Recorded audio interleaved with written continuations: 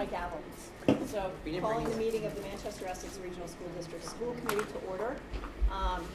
Thank you, David, KPN TV, for recording us. So we're open to public comment. Crickets, Bueller. And chairman's report. Hi. That's all I have to say. Looking forward to being the chair for the next year or so with my friend Rachel here as vice. And that's about all I've got to say on that. Consent agenda. So acceptance of warrants. Do I have a Move to accept the consent agenda? Second. any comments, questions? Yes. The elevator. I know it's a great company to work with. I mean, I knew as soon as I said that. But it's expensive. Oh, it's very expensive, and I can tell you a story of a time when we saved money on an elevator. And what happened? The multi-year problems that ensued from getting a good deal, which I kind of, in retrospect, I don't blame the decision that was made at the facilities level to do that, to try a way to save money. Yeah. And it just turned into a disaster. The compliance stuff we have to do is really particular. And there was a big statewide set of problems that were happening with the Department of Public Safety, DPS.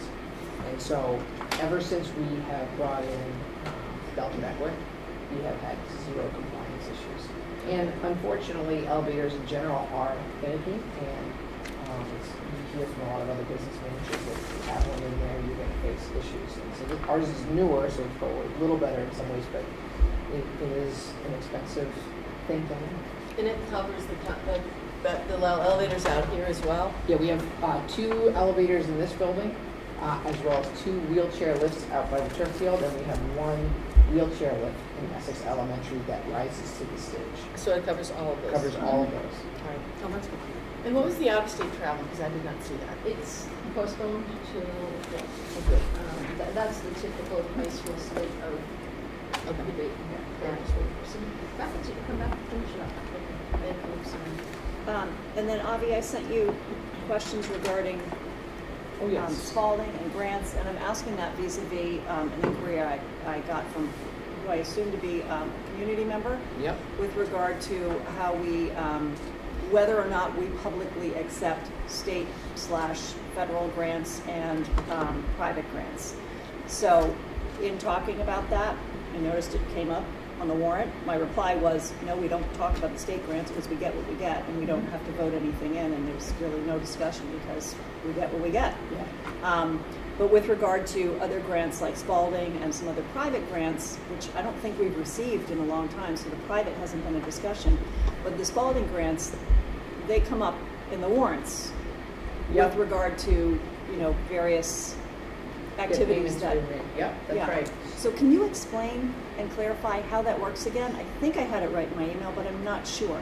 So when it appears on the invoice as if we're paying Spalding, how does that actually, what are the mechanics of that? How does that So work? with Spalding, what they'll do is, first, the schools will apply to Spalding, as you know, for grant opportunities. Spalding will consider them, and when they're awarded, they will tell you the amount that's awarded for the specific project. At that point, they don't send money like some granting authorities do. They reimburse expenditures. Gotcha. So as we spend the expenditures, then we can retrieve the funds. And we build them back, or so to speak? Yes. Okay. And then what about private funds? Because it looks like there might have been some private funds with regard to this community garden. On the Yeah, warrant. in general, we have a couple of programs in the district that are fee-generating programs. Big ones, lunch, athletics, preschool for peer pals, but every now and then there's much smaller things. And there was a program led by the curriculum office a couple of years ago in concert with the food service department to rent out some of the beds, the garden beds out there as part of a community garden for people who wanted to be able to garden. And it was to help, yes, and maybe some of the ones that we had in all that. Totally free. we didn't rent it to the Green Team. Or community members. So the funds went to the Green Team for that? So the other beds, my mistake, were the ones that were run by the food service operation.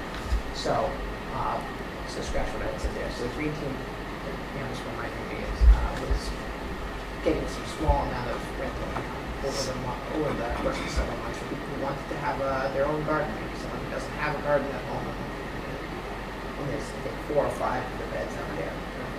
But that one in the warrant was 14 grand? That should not be for the same thing. So let me pull up. Was that for one of the greenhouses? So the greenhouse is a totally different Okay. thing. So that is a Under the same specific thing, award so- program for a specific activity. Okay. And that was, we had a student come here to talk to us about creating a new greenhouse, which is separate from the beds. And it hasn't been put up yet, but it would be part of the creative projects and a high school student. So, but on the warrant, it said something about private funds. Yeah, those came from a grant. She wrote a grant that came to us. Part of the Green Team curriculum, or the Green Scholars curriculum, is to solicit funding for projects and Okay. manage. So she had come to the school committee, received permission to go forward with it, and then wrote a grant for this granted funds through EBSCO and The chamber? No, that wasn't EBSCO, was it? with the chamber. Chamber and a couple of other places. Okay. Yeah, it's like 20. EBSCO did That was the literacy program over the summer. Sorry. So, I remember that was the cost of it though. 14.5, Yeah, 14.6, that's whatever right, it was. it's true, yeah. I'm asking because this individual asked how we approve and whether or not we discuss grants such as this. So, I think we had talked about the other day in our, planning meeting, possibly maybe adding a page to our budget, summarizing some, grants, just to be totally transparent. Like a back page. Yeah, like a back page, these are some of the grants we've gotten from the community, so on and so forth. I think that might not be a bad idea. Okay. Not to create extra work, but we've already got it in the budget, maybe if we can just detail it. It's a fair question. Where things like the IDEA, kind of one, where we show those in the budget. They're shown sort of indirectly, and I think we can make that a little bit more explicit. Yeah, we could do that. They're shown indirectly as offsets to staffing that, for example, were expenditures that we spent. If we could just show it as like, a line item, not in the budget, but maybe in a, summary of grants, other monies received kind of thing. Great idea. I didn't mean to dive into a rabbit hole, but that came up and I thought it was a fair question. No, I think so too. People want to know where money is going and where it's being spent. And where it's coming. Yeah, that's right. Okay. Minutes. Did I Oh, we have miss- to We're approve doing it. Oh, okay. Motion to approve the warrants? We already did that. We're just voting. Okay, thank you. Keeping me Sorry. alive. I'm kind of new at this, Yeah, I know, so you're excuse me doing while I great. get my feet wet. Can I have a vote? Yes. All in favor? Aye. Against? Abstain? All right, carries. Minutes, there are no minutes. Out-of-state travel, we're kicking to next meeting, right? Subcommittee, facilities, building committee. Sure, so I sent you some documents that we have been revising in preparation for a meeting with the Manchester Board of Selectmen and Finance Committee on September 4th or 5th. If you could review those documents, we do need some feedback on tone. And if we, to date, gathered as much information as we need. There are a couple of other outstanding comments that we have to include, but we'd like to finalize them in the next day or two. Because I would like to go sit at them on Saturday, and I need to have that stuff complete. So there's still a question outstanding with the two towns in terms of cost, presenting cost per thousand, and then the median cost. And You have that. yeah, In but your minutes. they're confusing because the median in each town is calculated so differently because Manchester has, maybe you can help me with this because Brendan explained it in an email. Yeah, well, I think when we tried to figure out, we went through the process of using the town's models for how to calculate tax impact for the building, potential building project. And one town works on just residential properties. I think the other one might be based on single family or something like that. And so as a result, they're apples and oranges slightly. Yeah. And so, because they typically just have their own models of how to do things, we could probably try to find a way to reconcile them to make it apples to apples. I think, to be honest, the numbers of the average impact, they're numbers that are directionally relevant because give you a sense for things. All sorts of things could change in terms of what the reimbursement rate, the interest rates, all things we don't know. So I think it's important not to get, in my opinion, too caught up in the details. There was some discussion about the fact that some people just want to know what the impact per $1,000 of valuation is, so people can say in their house, in their mind, oh, I have a house about this expensive, so the impact to me is going to be blank. And I think that makes sense too. Yeah. So it might be that we present both. Yeah. Andy, you have estimated tax impact per $100,000 assessed value? Yeah, isn't that? You can do per 100 or 1,000, whichever. We'll defer to the town on whichever Okay. format, but they use Yeah. both. So we're finalizing the documents, and good news, Essex voted unanimously from both the Board of Selectmen and the Finance Committee to support the project, which was really great. Caroline and I had very good conversations with both committees, very, I thought,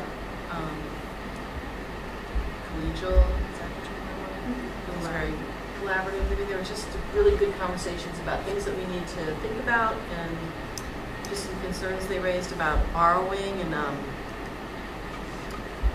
those are discussions we're going to have in collaboration because there were different strategies proposed and I think, the towns have to figure out what they can bear.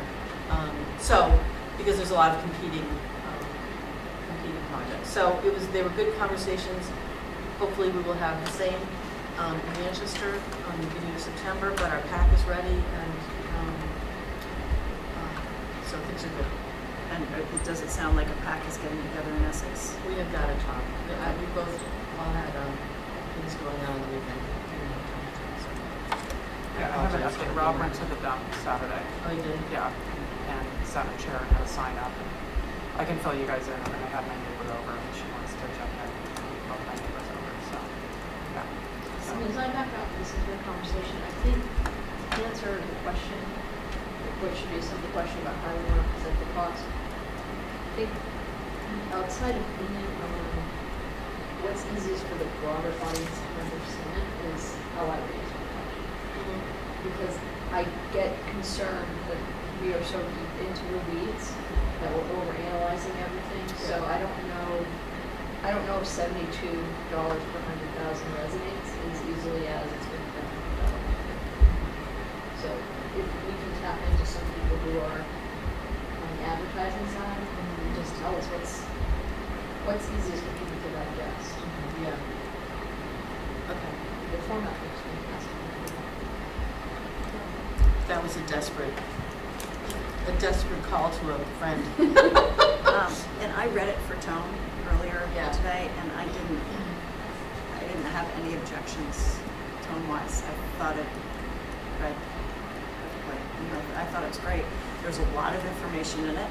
Maybe that's where, Talking about the presentation too. no, the FAQs and Yeah. the two-sided one-sheeter, Yeah. not the slideshow. There's just a lot of information. I mean, there are going to be a lot of questions, so there should be a lot of information out there. Right, and one thing you should know about the FAQs is the FAQs are not presented as a huge block of information, it's clicked. So you click on a question, and so that's why there might be more information that's repeated over questions, because you're clicking on that question I think and that's you're great. pulling back out. So that gives you any kind of context when you're looking at those. and I don't know. Yeah, maybe I think it's- that's great. I mean, that, That was my initial reaction too, was just, there's a lot of Yeah. text on the page. Yeah, But I and didn't it- have time to really go through it all. Yeah, and you won't see that way. that page populates the clicks. Right, yeah, yeah. Okay. All right, thank you. Finance Committee, it's been all quiet on the collaborative front. Yeah. Right, we haven't had much going on. Policy Committee, Rachel? No report, we haven't met, Okay. so. Hopefully once school opens, I'll set up a schedule that we'll try to stick to every year, but at least ballpark and everything. Yeah. Negotiation team? So we're looking forward to diving back in the fall. That you are. Okay, thank you. And Superintendent's report. Quick update, we are ready for opening day next week. Maintenance team has really, summer's their time, maintenance and tech. So they really outdone themselves again, and the buildings are starting to look ready to open. I'm sure when you can get yourself through last night, clean up things that have to get taken care of before next week. But we met as a team yesterday, and everything seems to be on track. Opening day is Monday, but Tuesday we typically do our back-to-school breakfast and all school gatherings. So we'll have breakfast from 8 to 9 here. The chair typically comes and welcomes everyone back. So if you're free at 9, we would love to have you. And everyone's invited. This year we're changing it up a little bit. Typically we do, it will still have the pep rally feel, but we've had asked a guest speaker to come this year to give us a little motivation on the move. Not me. No. Kidding. So Christina Cipriano from Yale will be coming and just doing about an hour pep talk on the impact that ruler has had in other schools and why it's important for us to engage in the school. Does So that start at 9 or does that start at 8? the whole program will start at 9. She will be on at, if we run it on time, about 10 minutes to 11, and hopefully wrapping her up. I'm sorry, 10 minutes to 10, with her wrapping up at just about 11, and then us going downstairs for the all-district photo, and then everybody going back to the building. So if you want to come to hear the speaker, or just see the whole opening program, basically 9 to 11:15, with the guest speaker starting just before 11 o'clock. So you This won't be is- here at 9. This is, I'm sorry, first day of school? Tuesday. Tuesday, all right, Yeah. 28. Teachers go to buildings first day. Yep, and okay. Start to get things Great, back up. thanks. And just a little tidbit of history, that started quite by accident, because I think it was at my first or second year here. We had a hurricane at the beginning of the year, and we had to postpone. That was a long time ago. So, yeah, well, it was a long time ago. Had to postpone the start of school by a day. So what we did was come if you can first day, so we didn't have to knock it off the calendar. So we did breakfast on the second day, and everybody kind of so we started. So a little factor in it. And just a preview of, we've got a lot coming up in the fall. On top of the building project, the Japanese delegation is coming back to continue their study of our inclusion program. Commissioner Riley, we have a new statewide education commissioner, has asked to come out and visit the school on October 5th. So they'll be here to tour and meet with kids and students. What's that all about? I think it's part of his listening tour and getting to know the layout of the Commonwealth. And when is this? October 5th, on Friday, midday. It's just a come see the school, learn about us, different kinds of communities. He did his work in Lawrence, so he has a particular in Boston, so this particular background. He's just learned. So does he just go to one school or does he go to several schools? Well, as I always tell them, we are a regional school district, so we always get to pick the school, but we have to pick them in the school. We don't need both Manchester and Essex students, so they'll be coming to the class.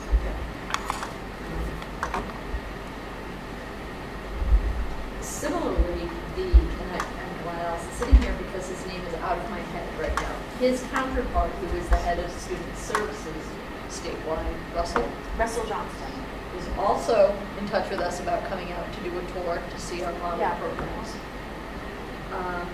And it's also our year for the CPR, so we'll have a coordinated program review for student services and civil rights, and that is a TBA. We got the note today that the date is forthcoming. We did on the ELL, but not on special ed, and they're two separate visits, but it's all under the student services umbrella. What? They break it into two separate visits. It's two different offices within the Department of Ed. So they'll be out looking at everybody and testing out did self-reporting last year, which was a huge lift for Allison and her team. So they'll be out this year to review and report. So the civil rights, that's a different, Completely different. you just said, but you said they were coming as well? It's not the Office of Civil Rights. Oh, okay. Basically, this is a compliance review. Yeah, it's under the Department of Education.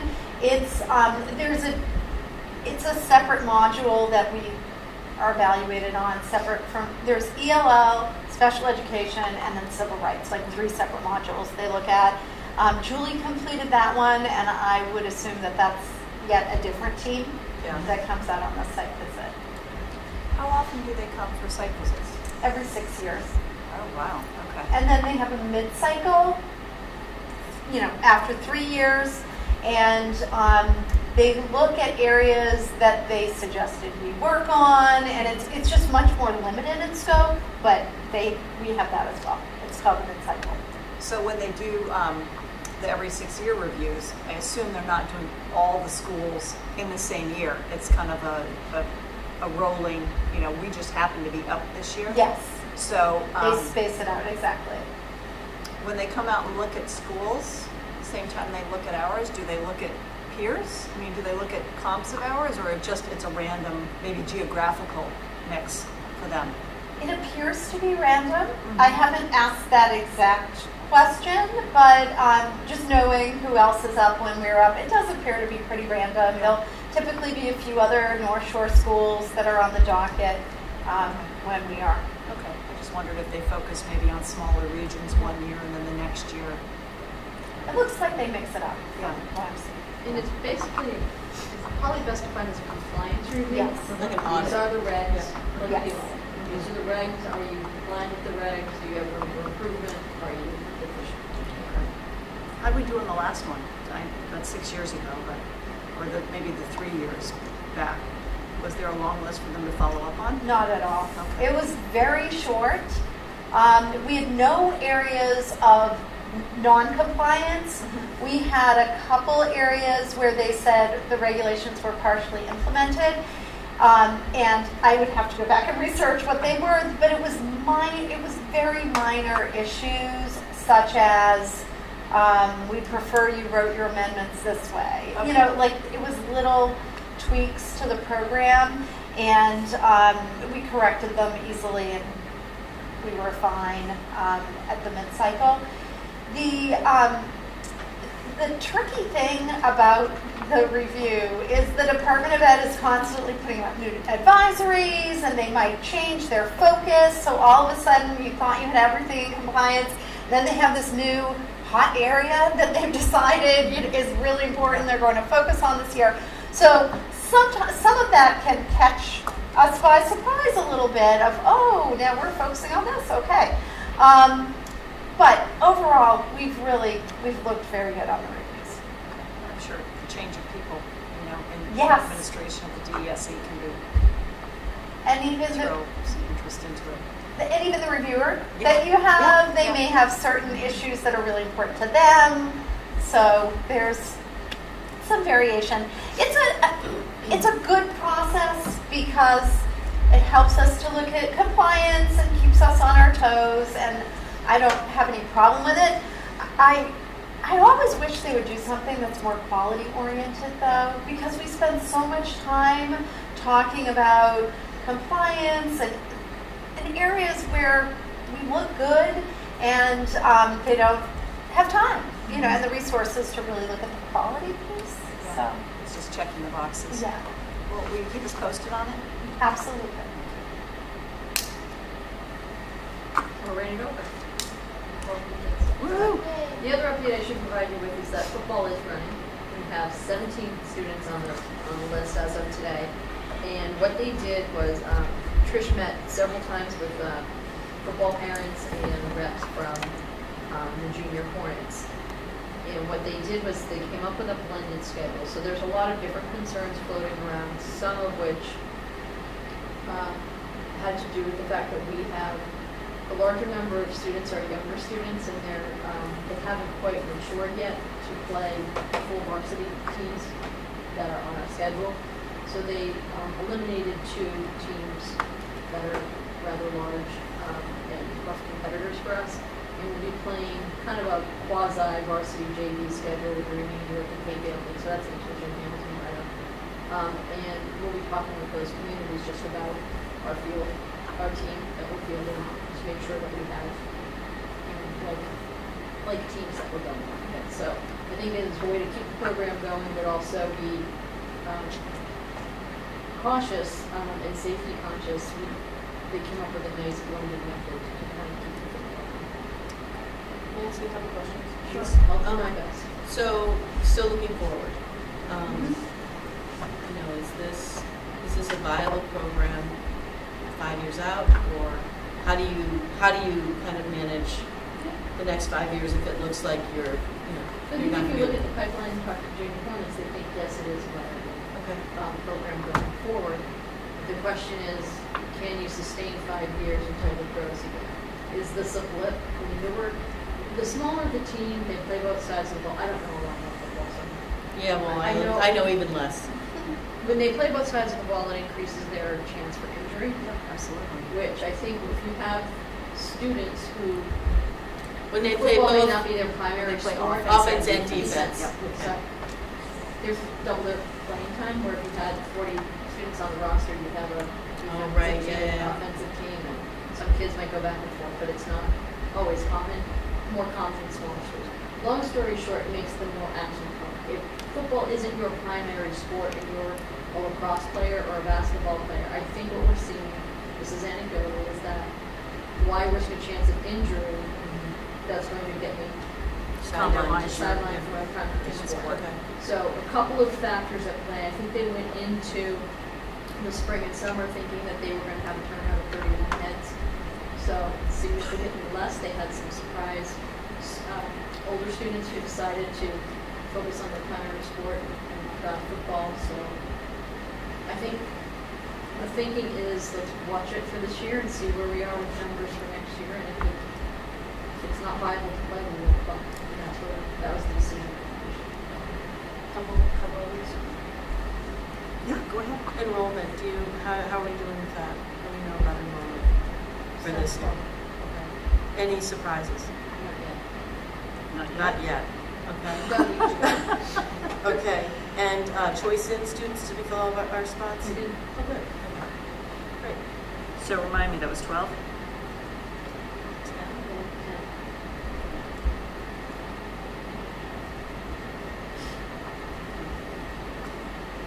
You can have a full, I'll do the chart for September 4th to see where everybody is. So did everything seem relatively steady versus the projections? There are no big, We okay. haven't had a wave that's landed. I think Joanne's probably feeling like 6th grade got hit pretty hard. With 4 new enrollments through.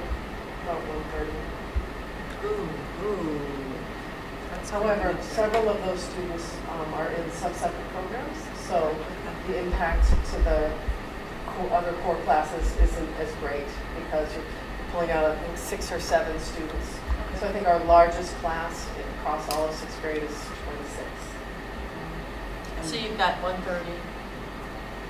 What's it? 130, 114, 130. Oh, it's still a lot. Yeah. Well, I think, so when we're talking with people in the community, the best way to describe it is we do have a slightly declining enrollment in elementary. So the incoming classes. But that does nothing to alleviate the bubble that still exists. And I know some people will look at the numbers and think the declining enrollment in entering classes should allow us to, make large cuts district-wide. What it's doing is it's preventing us from shifting those resources to the middle and high school, and that's going to be probably the story of our budget this year, which is the kids are still here and present, and we're cutting where we invested when the class sizes were higher, and we don't have the resources who are here to help them out. So how are we going to solve this puzzle? And I think enrollment has trailed, but it's not dropped off drastically. Right. Essex is still at, when I say status quo, 2, benchmark level sections per grade level throughout, and Memorial is a mix of 2s, 3s, and 4s, which gives you about the average of 18 to 19 sections. So you can look at one section of it and think, oh my gosh, we only have 2 Ks this year, but you're carrying 4 5th grades. So we're then going to be, Are you carrying 4th, 5th grades?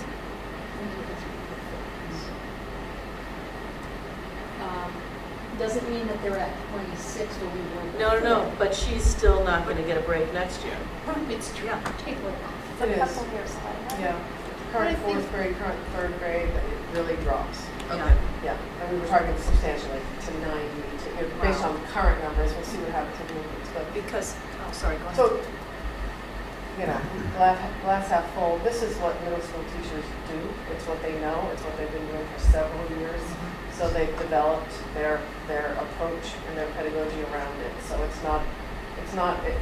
they aren't great numbers, but we know how to do these big numbers. It's not a shocking system. I mean, we Right. had 136 at Mhm. the top, at the high, right? Yes. Okay. And when I bring the numbers on the 4th, I'll also bring the historic numbers because we are still 100+ heads above where we were prior to that big spike of 20%. So I'm not, I believe in math and I believe in science, but my gut tells me we're not going to drop down to carrying all 2s at Memorial. Not if you're going to build an Especially when elementary we're school. building a new school, right? I mean, we've been there, done that. All right. Because I think there's the broad demographic trend, but then there's also the reality of this community, and it's a very desirable community with a lot to offer in good schools. So it's going to be a place people come to, so when people are shifting around, they have intended to shift. I think that's a good segue. Why don't you do any magic there with We the, can try to do I'll be the Carol Merrill for you. And Uh-uh. Okay, that sounds We're good. on her. does that remote work the projector? On the table?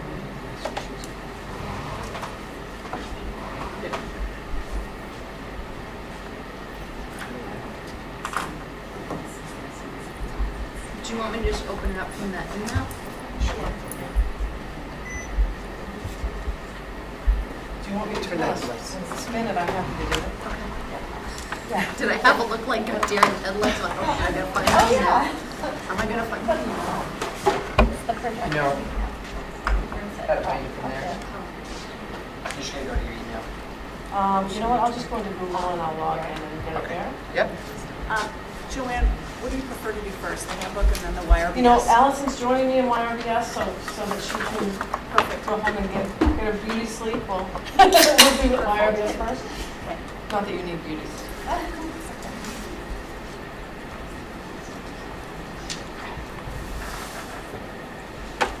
Is that gonna work okay? Lighting? I see it. Thank you.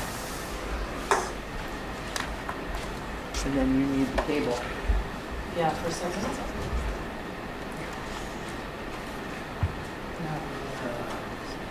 Yeah. All right. Bad news for you, Joanne. Take your 3%. From over there? Yeah, I can flip the slides for you if you'd like. I don't mind, I can go over there. Sorry. I'm just wondering why my password's.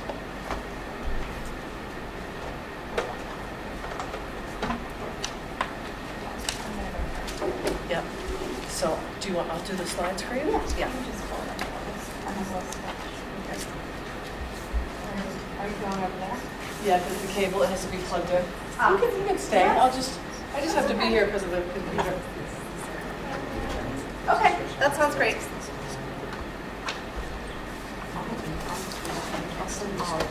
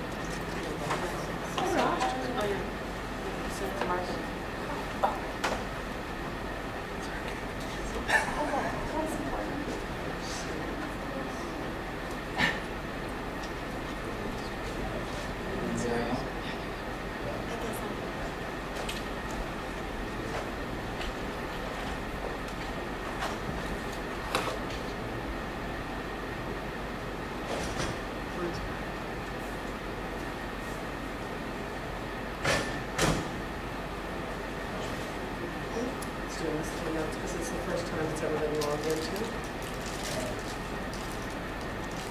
All right, let's do Can you pull up my email? It's easier. Yeah.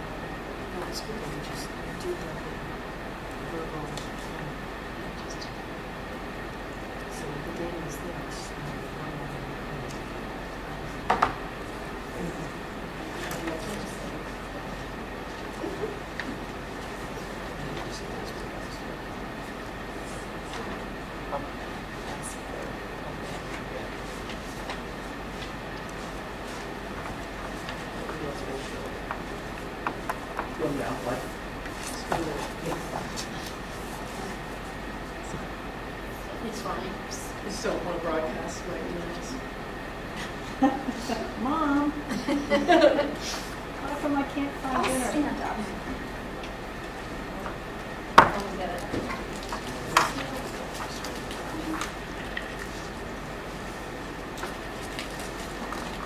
If it really becomes tough, I printed it out. Yeah. We don't need to project it for the camera. No, we have it all right. So do you want to just go for a printout? Yeah. Yeah, okay, let's do that. I'll sit down then. I'll keep trying. Allison's going to do the first half. Yeah. So I'll keep trying, and if we get there, Sounds I'll- great. Yeah, sorry to put the delay. Okay, so I'm here to present with Joanne the Middle School Youth Risk Behavior Survey. And this was the first year that we have administered the survey to middle school students, and we administered the survey to grades 7 and 8 students this year. I know that you're all familiar with the survey. We've administered it at the high school a couple times. The survey itself is developed by the Center for Disease Control and Prevention.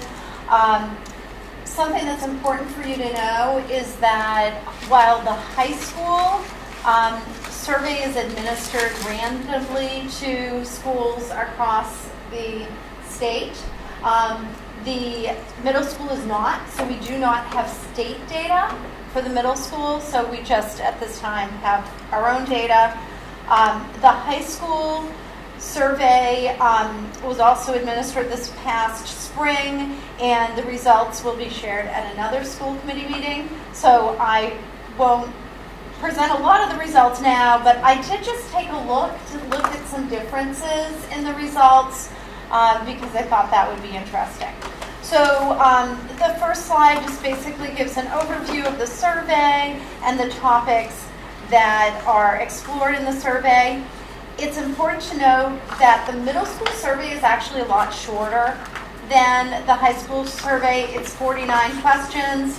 The high school has 89 questions and really delves more deeply into some of the topics. There are a few cases where I wish the middle school survey asked some of the high school questions because they were precursors to behavior, but then they didn't ask them at the middle school level. But on balance, a lot of good data from this survey. You can see, Joanne, do you want to go to the slide with the sample YRBS questions? It's actually still, Oh, it's still loading? yeah, it's showing Okay. this, but it's not, it's still loading. All right. Yeah. So I've given you sample of the YRBS questions that cover some of the different topics, and you can see that the questions range from more benign questions like how often do you wear a seatbelt when riding in a car, or how many sports teams did you play, to questions about sex, questions about vaping, bullying, suicidal ideation. So there's a wide range of questions about risky behaviors. The topics include alcohol and drug use, mental health, violence and risk-related behavior, bullying, safety, including motor vehicle safety, sexual behavior, and some questions as well about nutrition and healthy lifestyle. At the middle school, when we administered the survey in January, we had a very high response rate. 91% of students participated. The gender distribution was just slightly higher for boys than girls. When we review these results with you, I'm first going to give you just a broad overview, what looked pretty strong in terms of the kind of results we would hope for, and what results were of greater concern. So I'll give you a review in a moment. After I do that, Joanne's actually going to delve more deeply into the specific percentiles for student respondents. But before we do that, it's important to keep in mind that because we are small, 1 percentage point equates to 2 students. So when you look at differences in percentages, just keep in mind that we're not talking about large numbers. And I had already mentioned there is no state comparison data. There will be high school comparison data for us, but that's all. So just as a broad overview of the survey results, we were very pleased to see that the majority of middle school students are not engaging in risky behaviors involving illegal substances such as alcohol, tobacco, marijuana, or drugs for that matter. And most students are also making healthy decisions about physical activity, nutrition, the amount of television they watch, and sleeping habits. In terms of concerns that Joanne and I spotted that were of a broader nature, we really felt that the violence and bullying related behaviors as reported by students were higher than we would like. We were concerned about suicidal thinking among students, which is consistent with concerns that we've had at the high school level. We had another concern just about life balance issues with students, where there was a high rate of students who said they participated on 3 or more sports teams. That seemed like a lot just in terms of student stress level and balance. I'll now go on to the specifics for a couple slides, and then Joanne's going to take over. The YRBS looks at the use of illegal substances, and as you can see from the slides we gave you, the use of illegal substances is extremely low among middle school students. The highest percentage was 6% have said that they had ever, so this is at any age, used inhalants. That's actually a higher number than the high school, but that's very typical when you look at results for risky behaviors nationally in the research. Inhalants are just, they're substance that middle school students tend to have easier access to, and so that tends to be something that if students are experimenting with substances, that more you would see children trying more at the middle school level than you would at the high school. The blue paint, things like that. Okay. Yeah. They didn't become confused with an asthma inhaler in answering the question? I don't think so, because Okay. they introduce the questions as the following questions are around use of illegal drugs and substances. So it prefaces it. So I don't believe that would have been a misunderstanding. The percentages, even for marijuana, are extremely low. Marijuana numbers are much, much higher at the high school. Then at the middle school, it's a very small percentage of students, remembering that each percentage point is 2 students. Yeah. So very, very low numbers. Actually, these low numbers are, for everything other than marijuana, are pretty consistent with the kind of numbers we see at the high school. It's just very low incidence. Even for the prescription use of prescription drugs, very, very low. Can I just ask a quick question? Yeah, sure you can. I think this comes up every year. Do we think that any of these might be kids fibbing, or do we think that these are all kids answering 100% honestly? Or like, what do you think? I think there's always a margin of error. Yeah. And these surveys have been used over time, and we find that there are always a few students who underreport, there's always a few who overreport. You can often spot an invalid survey because somebody filled out the same letter every single time, or there's some inconsistencies. So I think it's fair to say that it's an accurate reflection, and but when we think about the fact that for marijuana you're talking about 6 students, maybe it could be 5, it could be 7. You know, it gives you kind of a sense of where we are. Yeah. I just wonder if you could just reiterate, these are anonymous surveys and they're on paper with a pen or pencil, right? So That's right. It's right. an anonymous paper and pencil survey, and so that also encourages students to be candid in their responses.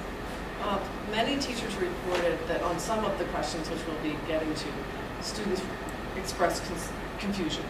Well, what does this mean? And teachers are instructed to just tell the students to answer to the best of their ability, to the best of their knowledge. They don't help them lean any one way. So there were some questions where I'm a little more suspicious of the validity of the number because students didn't really understand exactly what was being asked.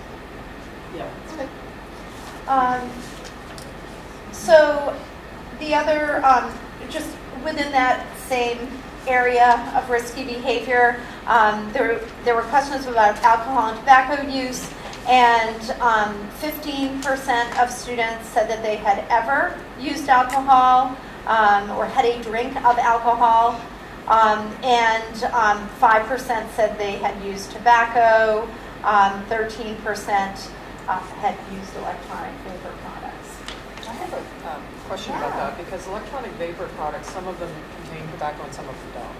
So how do you break that out? So it's actually separated from tobacco. So they could be used vaping marijuana, they could be vaping with tobacco. So that is, kind of a separate. So it's 3 separate questions. So the student first answers, have they ever, tried marijuana? Have they ever tried tobacco? Have they ever tried vaping? So the assumption is that those first 2 numbers are folded into the final vaping number, so it may or may not have been through vaping. 13% could include 5%. Yeah. Okay.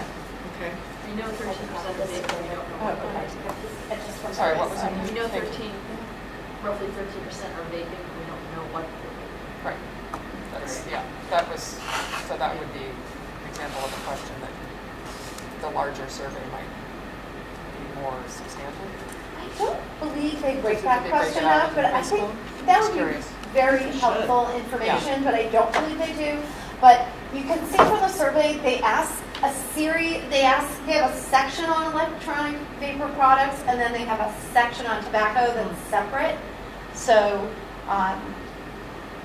they could be using those products with a variety So I of think the big substances. concern is the amount of tobacco, from what I'm hearing, that Mhm. kids are putting in their e-cigarettes. Yeah. It's very high. Yeah. They don't know why.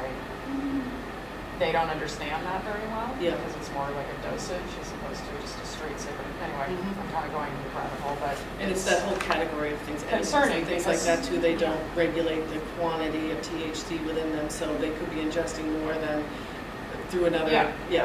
I Yeah. mean, some kids, Mhm. anyway, some kids have the shakes because they just don't understand Right. how much. Yeah.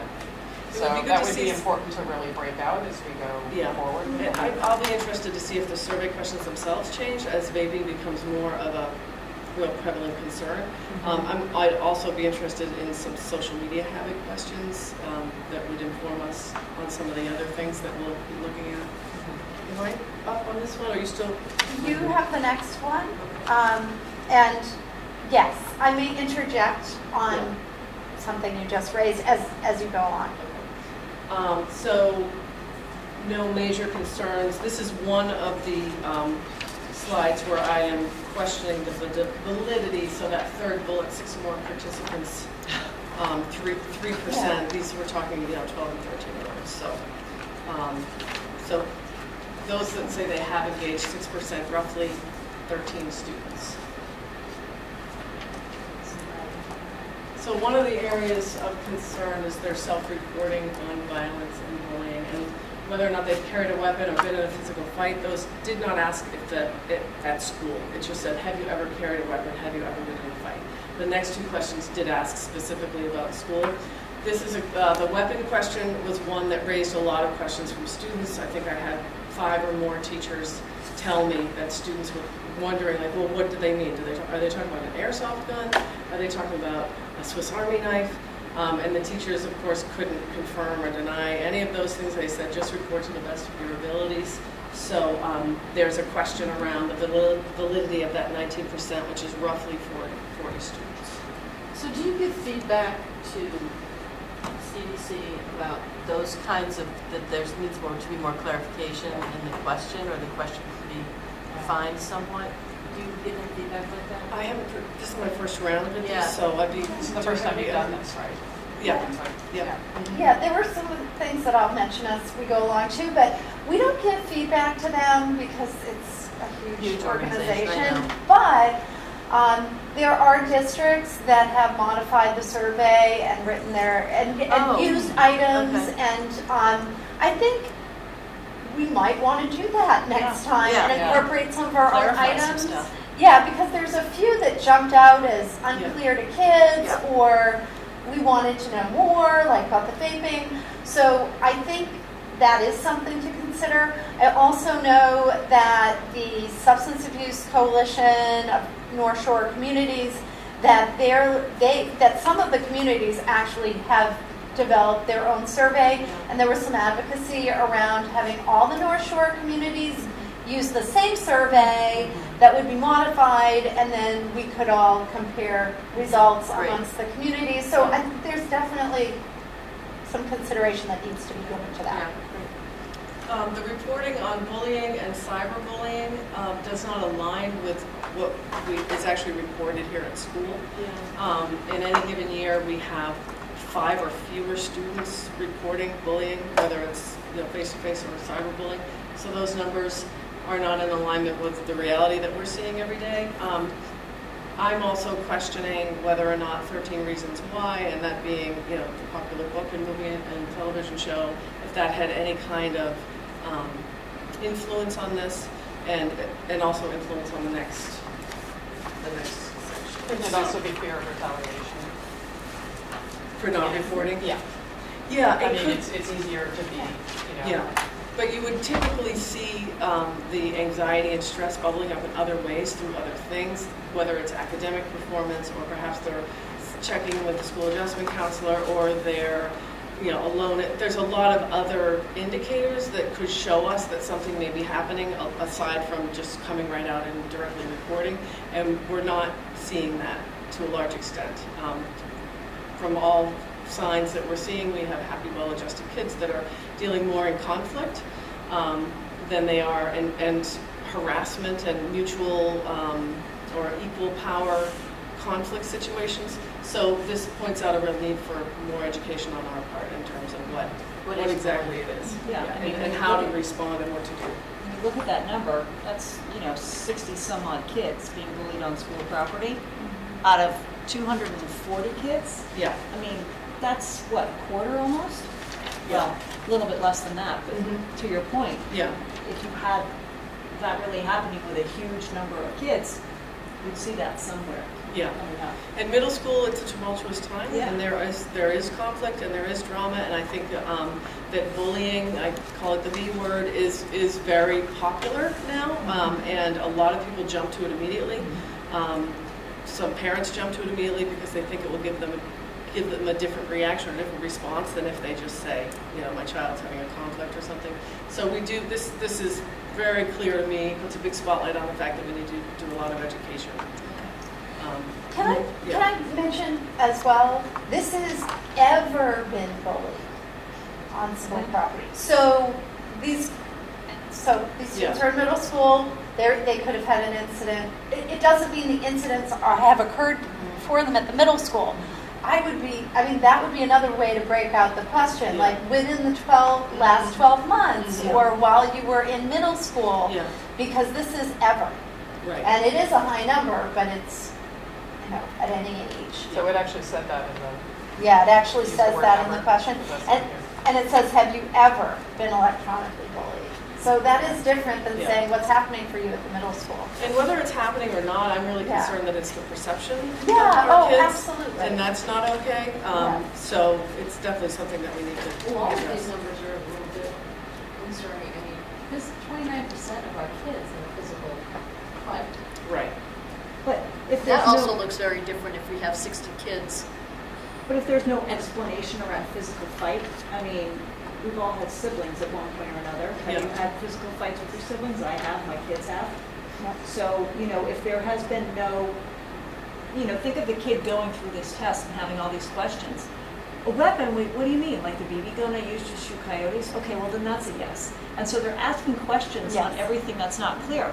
Okay, physical fight? Yeah, I hit my brother yesterday. Okay, that's a yes. Mhm. I'm not Yeah. trying to downplay it, but I'm Yeah. trying to just put a little perspective on it. We've got Right. 12 and 13-year-olds who have a lot of questions anyway. Yeah. So it's important, I think, to put it in some sort of context. Yes, and they're all in the have you ever Ever. category. And you know what's really interesting, and I won't total spoiler alert on the high school results, but I have to say that when you look at these numbers, have you ever been bullied on school property? The high schoolers are reporting much lower numbers than the middle schoolers. So, does the perception change? Well, I think it's Because the they've literal. had more years for that to potentially occur. So it is interesting, and it is perception, and the perception is a problem. But it's. I find it interesting that over time, less students are saying it ever happened rather than more. So It's not just ever happened in middle school, it's in your life, right? I believe, Or- what's the exact well, it wording says of the on question? school property. So, So, like, school since effort. since you've been in school. Since you've been in school, Yeah. okay. Just a comment on the weapon. Oh, yeah. I know it could be anything from a BB gun to an airsoft gun. I think I am concerned that whatever type of weapon or weapon-like thing it is, that 20%, close to 20% of our kids having some experience with something that is a weapon of some sort My or kids have a bow bomb and weapon. arrows. That would that But would again, be it's not being defined. I understand. It You needs know, to it's I would like be- the question needs to to be, be have you ever clarified. carried the weapon and planned to hurt somebody with it? Yeah. I think that would be really Or different. what weapon is it? Yeah. But it's not just about hurting somebody. It could be a defensive. Do you know what I mean? Where I was going was more desensitization among kids about seeing weapon-like things around. Really? Is that true? Well, if it's 20% of, I don't know. Well, they could. I'm no. asking a question, I'm not making an assertion. No, I know. I'm just wondering. Is that I'm trying to Do think of kids- it like a 12 and 13-year-old taking this test, and you said lots and lots of questions. The weapon question raised the most questions. They're very from literal kids. with that. Yeah, age. Yes, they are. absolutely. So, And they want to get the right answer. right, exactly. Yeah. So, ever carried a weapon? Yeah, I've carried a weapon. I've had a jackknife. Yes. So, again, I'm not Fair trying to enough. downplay it, but I'm trying to put some perspective around it. We're talking about 12 and 13-year-olds who have taken this, who are very literal, had lots of questions, where the questions on the survey themselves, I think, were extremely broad in nature. Fair enough. Some we don't are, have some are we don't more have the clear state than others. comparisons. But I can tell you that 5% of high school students said they ever carried a weapon. Mhm. So it does make you think that, there's a more mature perception of what that means, and then Yeah. there's a a less mature Need some perception of what that developmental means. scaling of the questions. Yeah, they do. Some of the questions are very, very clear, and others could have a lot of different interpretations. Some more concerning numbers. So this boils down to 30 students have thought about it, 16 have made a plan, and 7 have attempted. And again, based on what I'm aware of,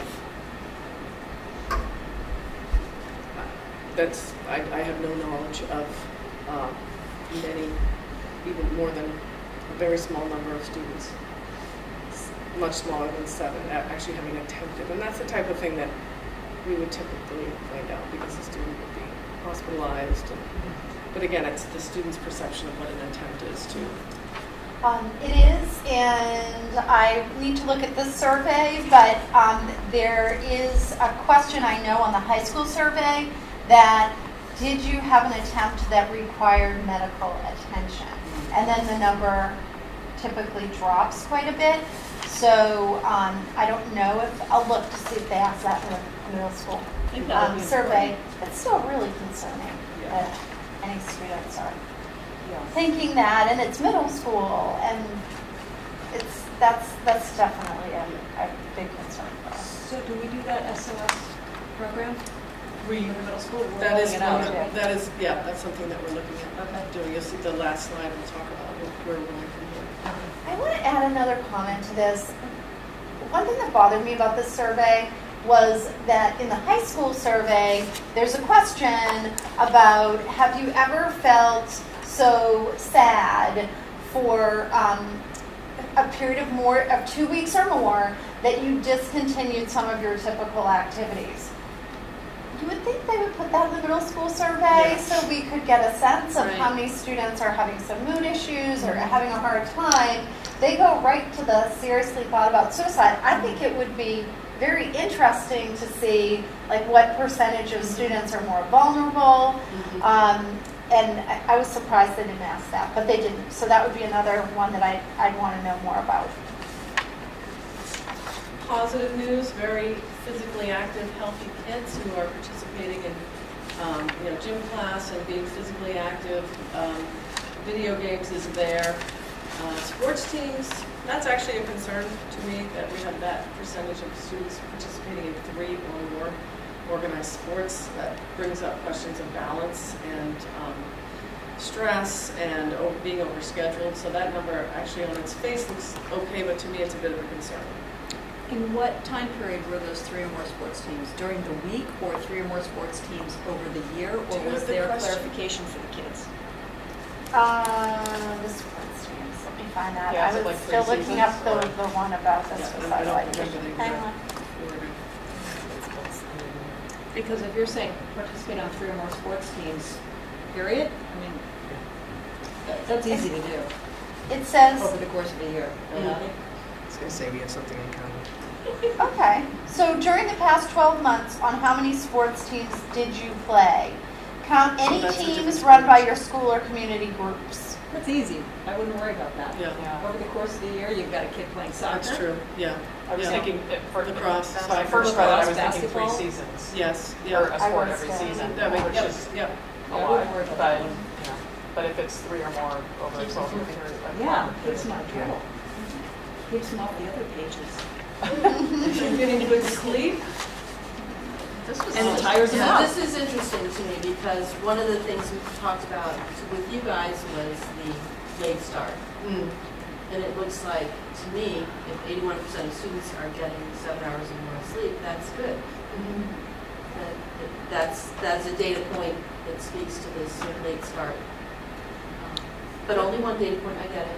But again, I think we're talking about late start more applicable to the older kids. Yeah. These kids High aren't, I don't school. think are seeing the academic stress, and I'm totally generalizing, but I don't think these kids, we're not as worried about the immense amount of academic stress that we talk about with regard to high school. But Yep. I'm going to push back at you. Yeah, Our please book do. that we read, Mm-hmm. the part that I did read, Yes. Did was Tom- talking about stress in the middle school. So I think there is.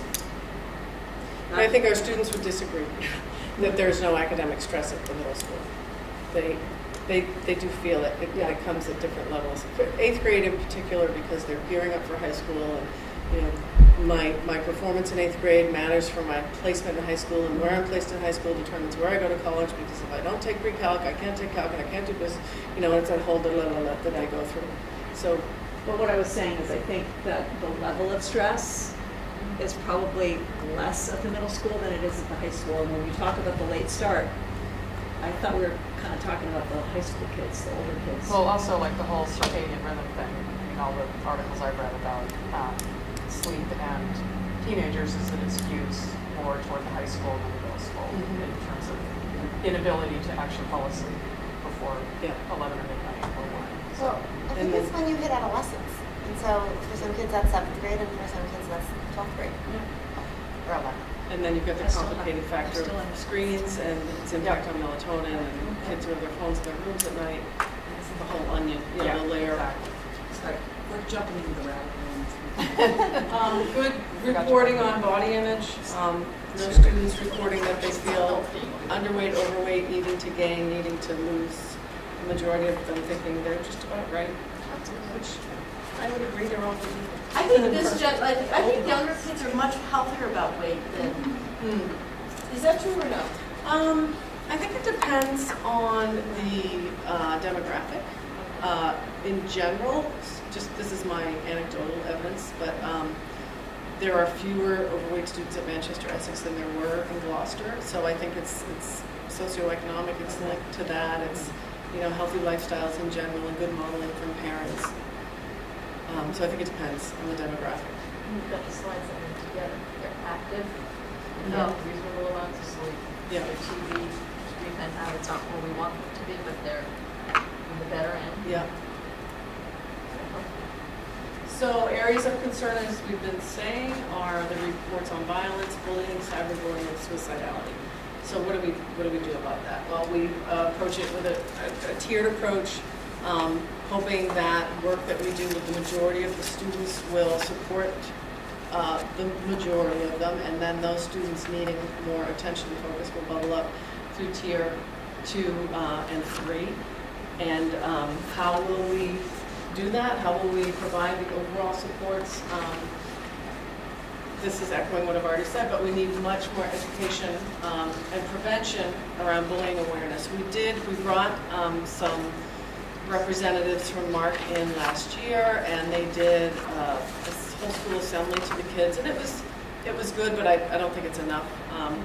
We did some training for teachers last year as well. Kim Provo, the dean of students, went to Mark and became trained to be a trainer, and she did some work with kids. We need to, work around correct labeling. What does it look like? What is an aggressor? What is a victim? What is a bystander? What are some things that you can actually do in this area? Signs of suicide screening, we talked about bringing that in. Small group work, whole group work, and whole grade work. We can do this through MeBlock. We can fold it in Ruler with this work. And when I say we, I mean teachers, but also myself, Kim Provo, and our new school adjustment counselor, Erin Brahms, who has great experience working with trauma, PTSD, working within high schools, so a little bit of a different setting, but she is coming on board to work not only specifically with those tier 2 and 3 students for targeted interventions and counseling, but also to work with Kim and I to shift the whole culture and climate of the school on some larger initiatives that we can do. The focus of school council this year will be Ruler, so we'll train all the school council participants in Ruler, and then we'll put together a plan to bring Ruler to the student body in addition to what they'll be getting in their classrooms and at their grade level. So we'll do some blocks. We have a lot of half days we can work with them, and as the council will come together and decide what that will look like, whether or not we do small groups or big groups or both, and then through that work, hopefully, the kids who are really needing the support, as reported, if that's accurate, those students will percolate up a bit, and we can provide more targeted interventions.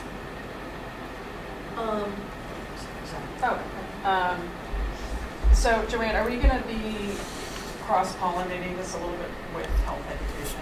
Because a lot of the bullying that's happening is is kids asking each other for nudes, and you know, I mean, that's a really, really prevalent problem at both high school and middle school level in our district, and that's a form of bullying. So I know that like point 4 under health education in the student handbook is responsible decision making, and I know you and I have talked about that. And what does that mean? Right. How do you model that, and how do you say no? And you know, so is that really being addressed in our health education program? It is, but it's improving. So we brought Ruler to the teachers and trained them last year. This year we're bringing it to the students, and a grassroots effort that came up through teachers.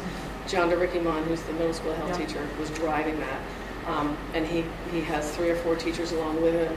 They have approached me to bring Project Adventure back to the schools as experiential learning around feelings and risk-taking and conflict and how you might feel in front of your peers and how you might address that. Their curriculum aligns really well with Ruler vocabulary. So our 7th graders are going to Camp Spindrift in Gloucester on the 6th of September to go participate in some Project Adventure type activities with Ruler language being folded in by the teachers and by Jonda. Our 8th graders are actually going to Project Adventure to their course in October to work on that. Janda's going to talk about PA and a lot of this stuff first couple of weeks with all of the kids. So it's really, he's very, very passionate about this. He's passionate about mindfulness, and he wants to bring in guest speakers and just really build the awareness a little bit more with kids. So I think Ruler, interestingly enough, has been a catalyst to much more of a focus in these types of areas. And the beauty of it to me is that it's coming from the passion of teachers. They're saying, all right, this thing looks good, and I've noticed a connection with something else.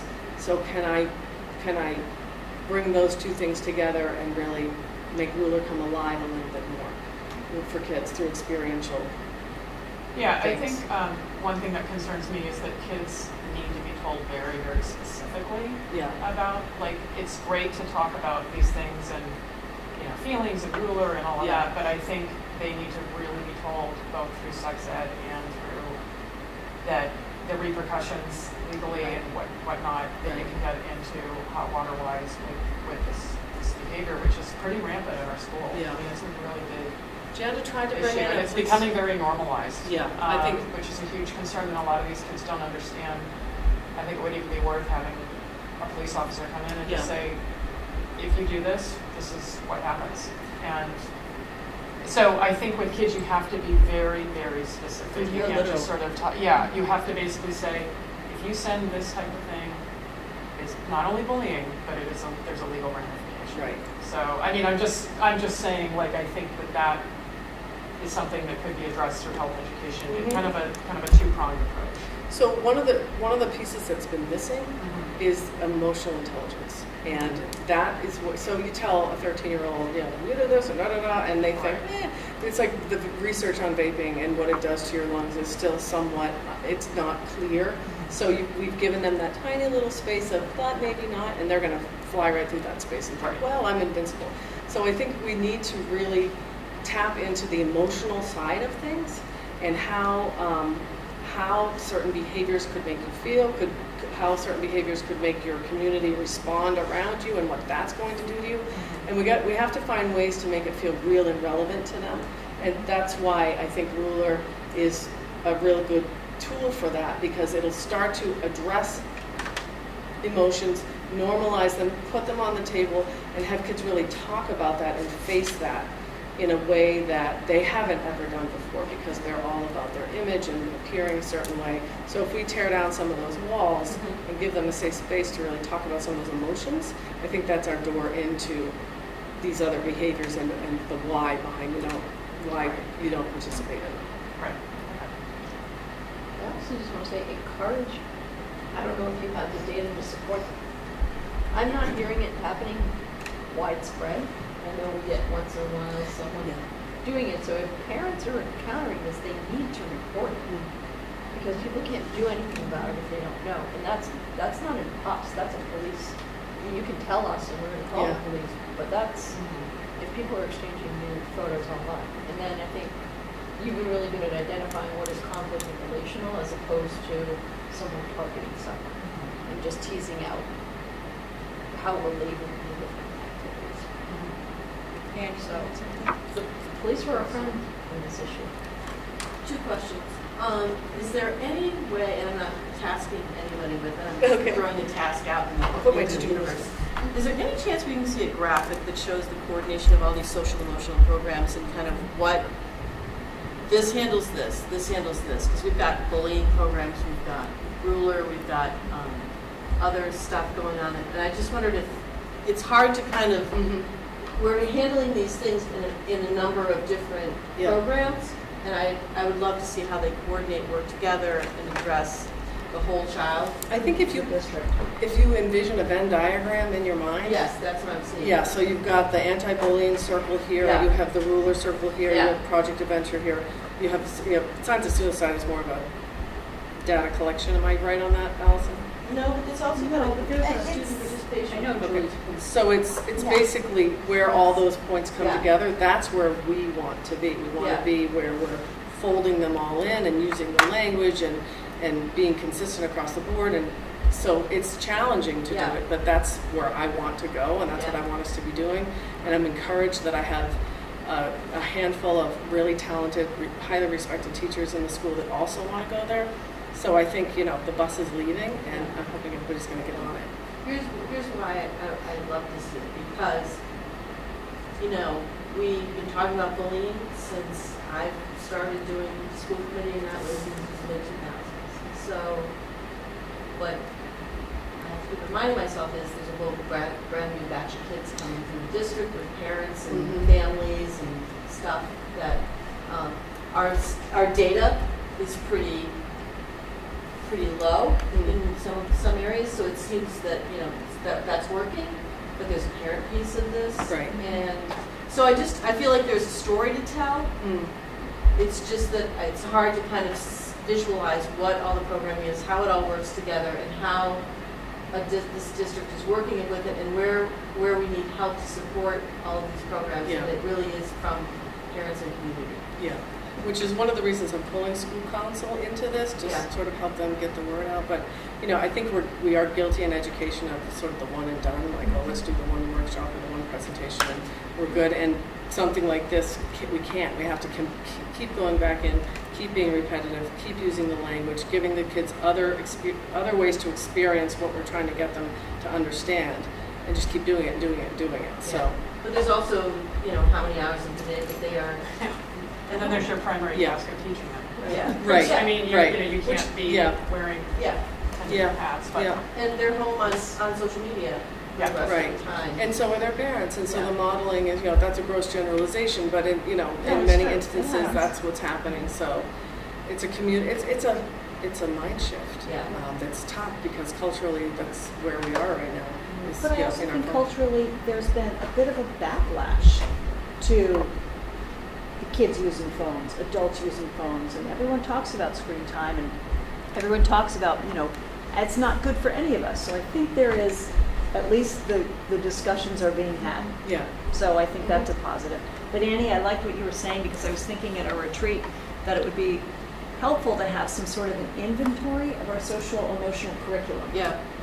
Because, and not just from a defensive point of view, when parents complain about this, that, or the other, we're not doing anything. Well, we actually are. We're doing this, that, and the other, and here's Yeah. why we're doing it, and here's what it addresses. And here's how you can get some support for some of the stuff you might need at home. Right, Yeah. right. And it's good to know what is out there, what is Yeah. being done, and And what's available to the parents in the community to kind of support the work that's being done. Because they keep looking at the school, you read social media and you see the school's not doing anything about it.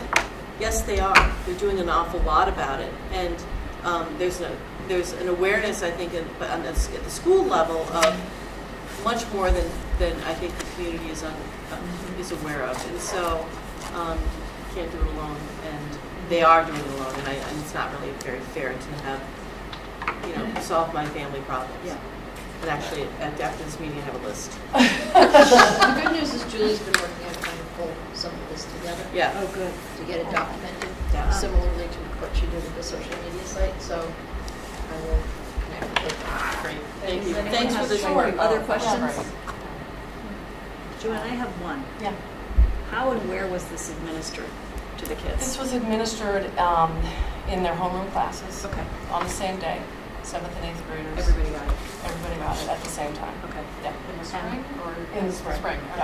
okay. And I saw that, you know, obviously the state doesn't do this for middle school, but that the CDC does it randomly. Mhm. Were we chosen by random, or did we ask to have this information so that we could test our kids? It was our choice to do it. Can I, It came out of, we were hesitant at first because the kids were young, but when we brought the high school results here, the feedback was, go ahead and let's do it with the middle school. Is there an impetus on the state's part to start doing this at the middle school across the state, or no?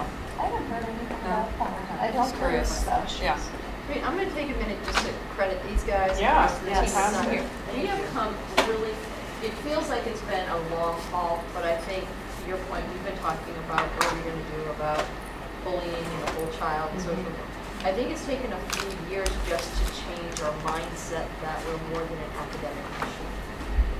And we fits and starts with different types of programs and philosophies along the way. But this is, I feel, the first real concrete steps forward that we've been able to take.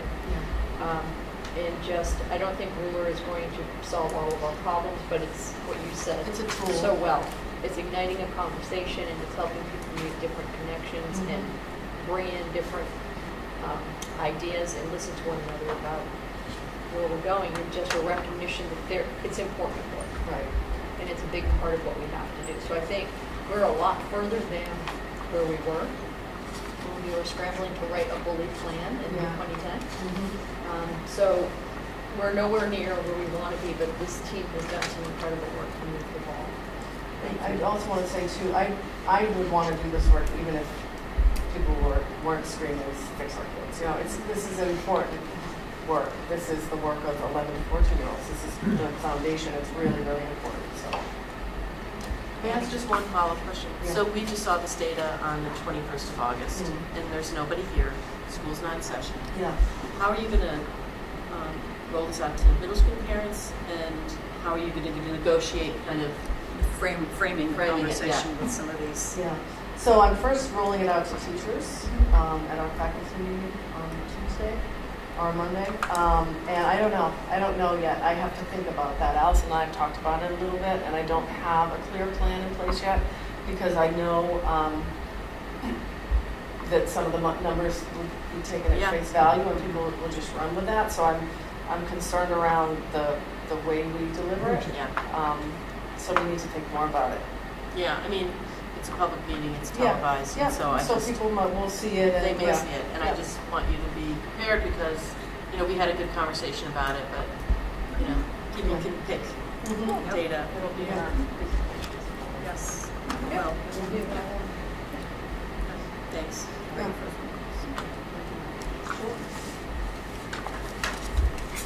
okay, moving right along to the handbook. So exciting. There's nothing better than a good handbook. Thanks, Allison. Thanks, Allison. Or are we doing more Actually, this is projected? just, yeah, it's Oh, a okay. track. Everyone. Okay, I don't I'll think do My they're- tired I eyes. never do Yeah. that. I would be happy to do that. Thank you. So nothing earth-shattering to request, just some housekeeping and then a few things. One of the things is that we've moved meeting block in the schedule down, so it's the second last block of the day, which teachers are appreciative of. We were able to do that because we had it where it was last year because we shared the band teacher, Mr. Janak, and we were able to schedule him so that the majority, and chorus, the majority of their blocks will happen at the top of the schedule, so we have a little bit more flexibility there. So there's only one class following the block at the end of the day, which is beneficial since a lot of students use that time to do homework and catch up. That's how high school does their hour block, second to last. Yeah, yeah. And let's see, dances, I put some language in here, I'd like to put some language in here, specifying that only students who attend the middle school may attend school dances. I had a lot of questions from parents, siblings, triplets, and one of them goes to a private school and they want that one to come to a dance. And well, out of goodness of my heart, I want to welcome all Manchester students. I just am really concerned about the safety around that and not having contact information for these students, not knowing them all. I'm at a dance now and I know every face. Yes. It's easier to keep them safe. I have the phone numbers of every parent, so I would like to make this a I know, we're priority. happy with this conversation. Hello, they left. Is it just, but it's not just dances, it's extracurriculars, right? I was Is it- gonna ask that, Yeah. yeah. It's been the practice. Which has been that Yeah, kids don't come to social events if they don't go to school. yeah. So do you want to, I mean, we Is could, that I clear? don't know if you need I mean, to if have- you're only having it for dances, do you want to just say all social events? we could. Because it could include a rally Yes. or. Right, yes. And yeah, Clubs should it and be clubs. under clubs too? Yeah. But homeschool students would be an exemption. They could, if it's part of their homeschool plan, they can participate. Can they come to a dance? If it's part of their plan, yeah, So it has to be written into their plan. yeah. Is that clarified in here? No, so let me just, The so I'll. students who are homeschooled technically attend the school, Right. right? So then, Yeah, and this is definitely, could be radical, but you have to bring up that policy. Homeschool means you officially have filed for plan approval with the district. So Julie DeRoche is our homeschool liaison. So any parent wishing to homeschool their child has to file and have approved the application to do so, along with how they will meet the standards. But they're not enrolled in the public school. We're monitoring them. So they do have by policy, by the district policy and state mandate, access to programming that goes on in the Okay. school. What we ask them to do is show how in their curriculum for their student, the access to these programs is necessary. So it's not just completely random. They Right. and they call and we look at the plan and we look at making connections. So students who are particularly musical and have a program at home that involves a great deal of music and want to access the band program, can access the band program. Okay, so is that something, and I'm just trying to cover all the bases here, this is a little rabbity, but is that something that you discuss with the parent and the student while formulating the plan, kind of eyes wide open?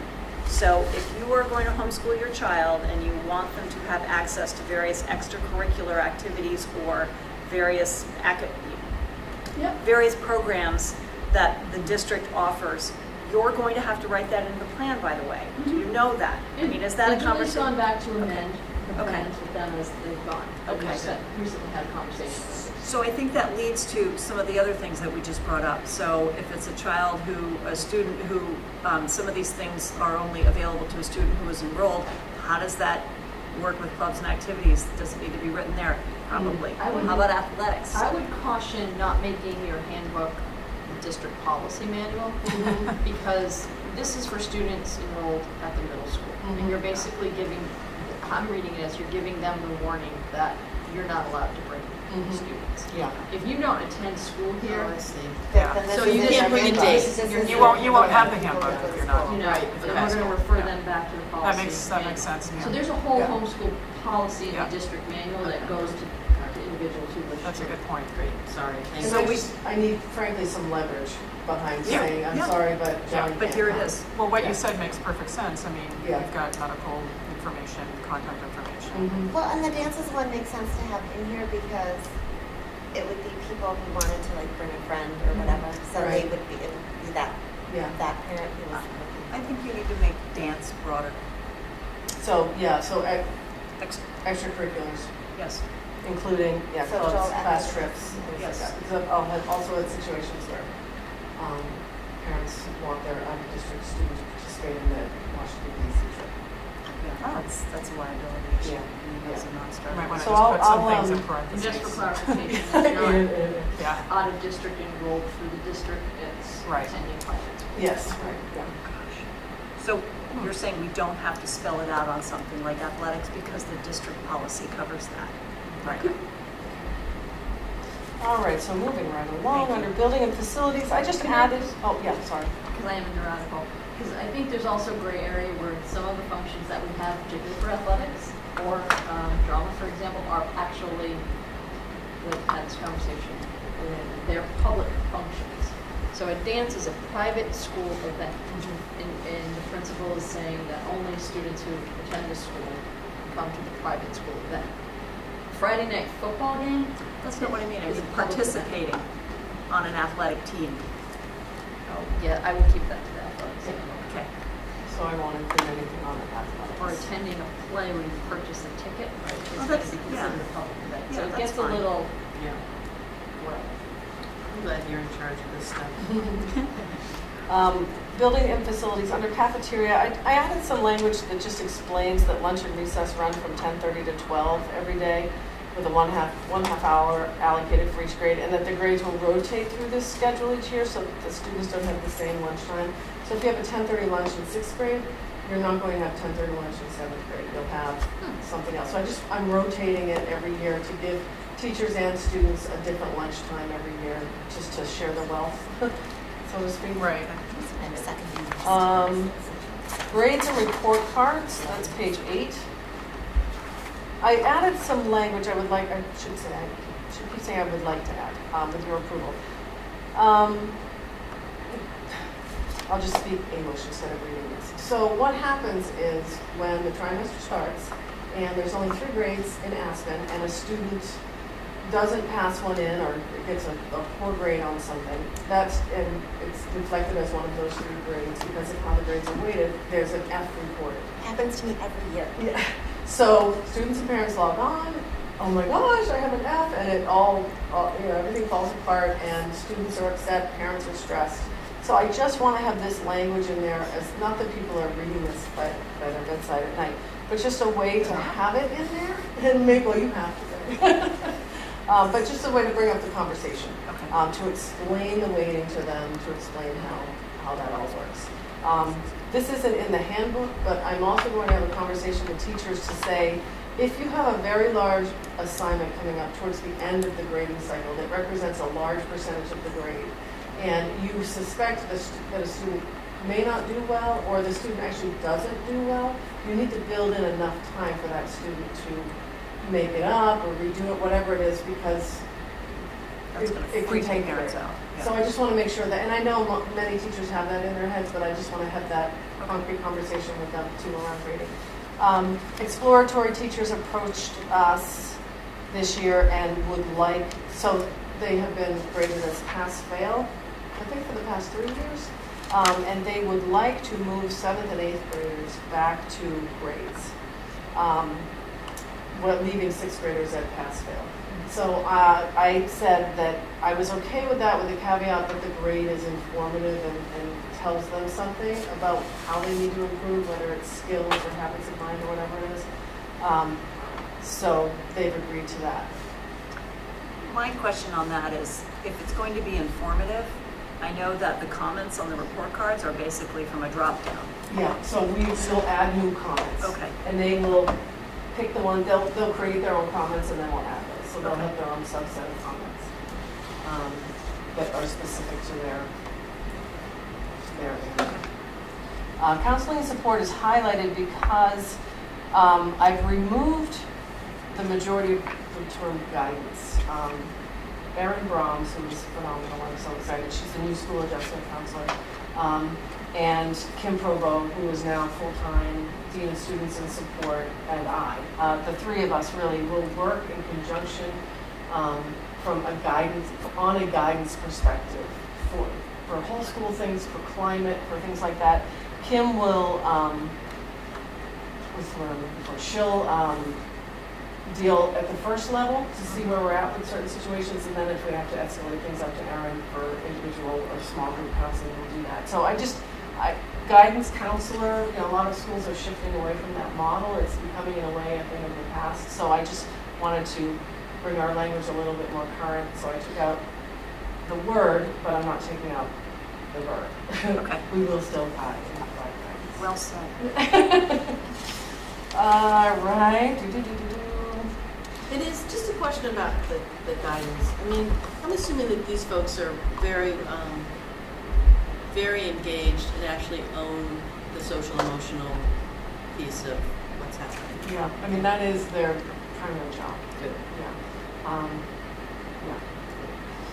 School nurse and health room, I apologize if it's not in your copy. There is a, you don't have it. So, long story short, I wanted to align this language a little bit more closely with the language that's currently in the high school handbook.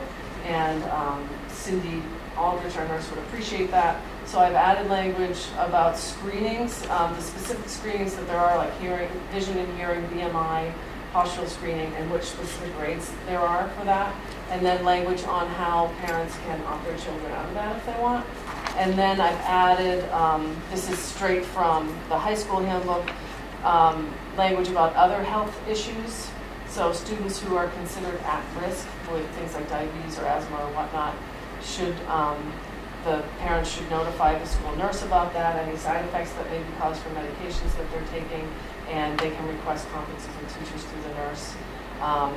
Temperature guidelines, students with a temperature of over 99.6 should not come to school. If that temperature is measured here at school, they'll be sent home. Highly contagious diseases like chickenpox and strep and impetigo, and some guidelines around that, and then guidelines around antibiotics and how long children should be on them before they return to school. So it's essentially language that already exists. That came out of the health, remember when we had done the health assessment?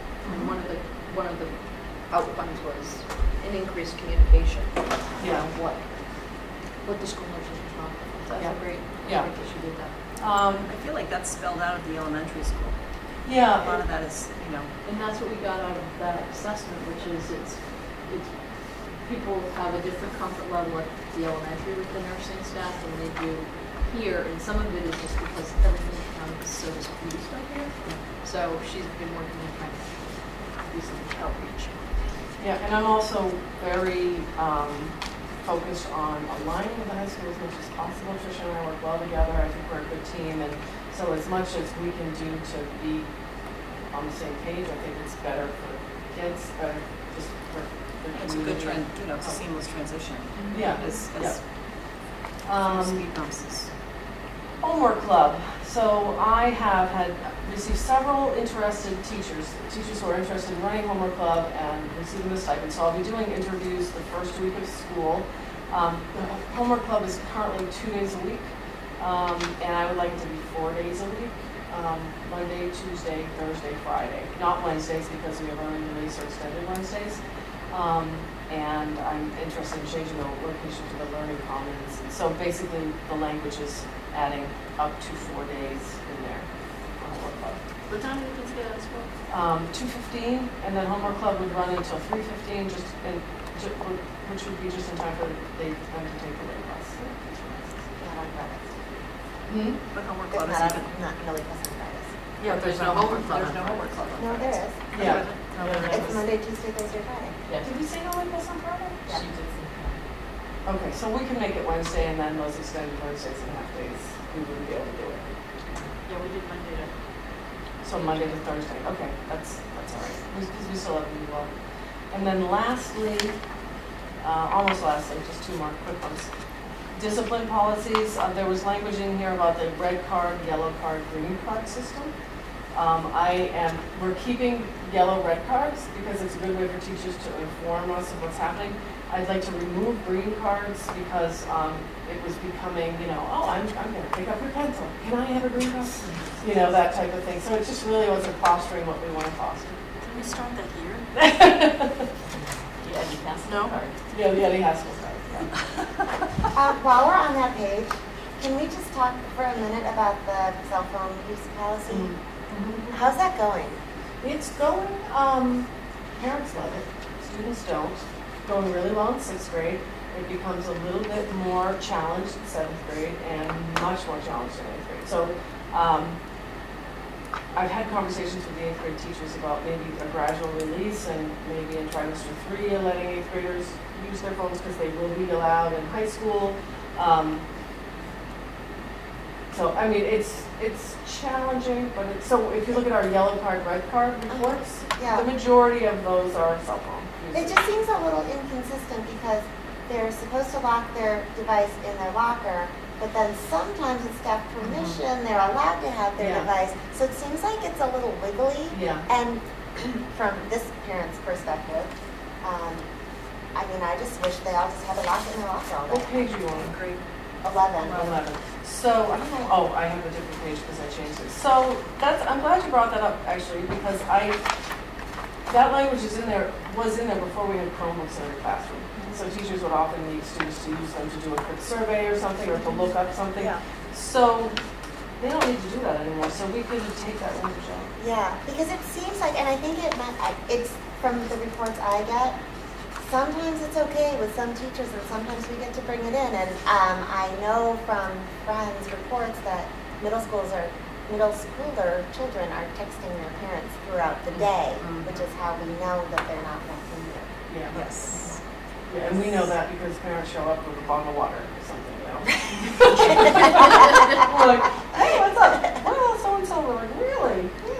And my kids would hate me for saying this, but I just say lock it in the locker and leave it there. Yeah, it's something it's a challenge to I police get and that. monitor, but we do it to our best. I'm going to just, for argument's sake, play the other side of it. Mm. How likely is it that you can enforce this Um, on a consistent basis? Yeah, well, without we it have, being we've had the frequent dean's full-time flyers. job? Yeah, we've had frequent flyers, and that is more easily enforceable because it's a smaller number of students.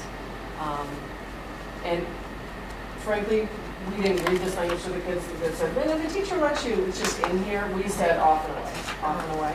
So it's not easy to enforce, but I think we can't give up. I agree. Yeah. Especially in middle school. Yeah. Like, I mean, some people are, so we're hearing, maybe in high school we should even start. No, I know. I just making sure you think that you Yeah. can handle it. Yeah, I mean, it's something Just Tim take and I them, laugh just about. take them and send them down to the office. I think No we conversation needed. need to get better at having the parents come in and get the phone. And I think if we start to inconvenience certain parents, then that might have more of an impact.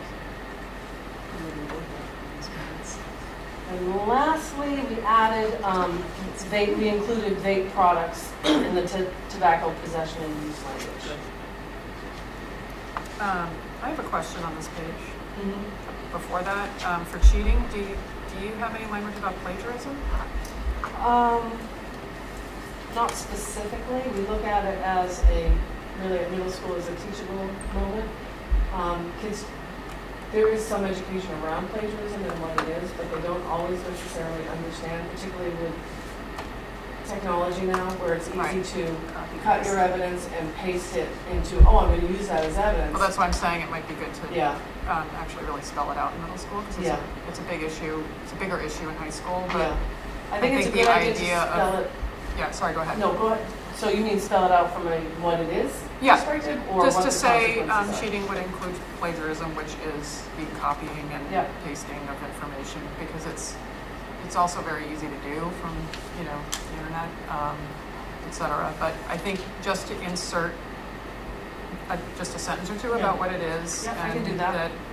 it does become an issue in Yeah. high school, and that you might as well really learn about it in middle school. Yeah, and then that. Not that everybody's doing it in middle school, No, I'm just no, saying but that like and it's a good concrete thing if the Yeah, student is sent and to it's us. We can huge say, in "Look at the college, handbook, and- here's the language, Yeah. so Yeah. that's a great idea. I'll do But I that. think it's important also to know in middle school, it is a teachable moment, and it is also a process of education. Mm. Right. The kids, until they do it, and Right. are told, that's not your work. Right. You copied and pasted that, until they feel some chagrin Yeah, and are called out on it. I know some teachers in middle school talk about it, Yeah. especially in English classes, but Yeah. I think it's just good to have a line or two. I agree. in that. Go in the box, Um, for shame. And then, again, the whole vape, Yeah, it's tough, like we just talked about. Some of it has a high level of tobacco, Mhm. some of it has a very little amount of tobacco, 5 milligrams versus 1 milligram, some of it Mhm. has THC. God forbid they should be bringing that to school, but you just don't know. right, So I think it's good to just know e-cigarettes. They're very Yeah. teeny tiny. yeah, I know. Yeah, because And- it just says in here, it just says no tobacco products. It doesn't say Right. no So Well, it says juuling. including- Tobacco I would possession, include juuling. use, including electronic cigarettes and vape products. That's a jewel. But I would Yeah. include the word jewel. Okay. I hate to do that, but I think a lot of kids, from what Isn't I'm that a hearing, brand? is they It is think. a brand. they think that Because I a think- jewel is really nothing, or they say, oh, well, it was just jeweling. Mm-hmm. It's more of like a fashion, Yeah. it's sort of a Including style electronic thing. cigarettes. And I just think you have to parentheses, be jewels. really specific. You say vape products, for example. Not that we should debate this here. I wouldn't Yeah. use brand name. That's like putting Camel cigarettes. Okay, yeah. So you're gonna get in a run around with somebody Joe who Camel. you're gonna suspend because they were using, I don't know anything about vaping. Yeah. But They something were could using come a- out Using a tomorrow Newport, that's not a Camel. like Yeah, another yeah. jewel. Okay. So that's yeah. why I'd caution against Yeah. that. Yeah, the only reason I mentioned jewel is No, I just get it. because they're That's so what they call tiny. it. It's a verb. They are. It's not like And they a look huge like vape that's like, USBs, you know, yeah, that But a looks like jewel a is cell a phone. vape product, right? Yeah. It is, but I Yeah. mean, it's Product. literally, it's like the size of your baby finger. I've seen a jewel. Yeah. I know what I had this show is. and tell actually. I've seen it all over. It looks like somebody dropped Yeah. a USB Yeah. port. Well, apparently you've seen it all over. Yeah. So do you Yeah, need you a need to motion get out more. Right, so I'd like to make a motion to approve the middle school handbook as presented with the addition of the extracurricular activity clarification under Oh, I have attendance another, policies.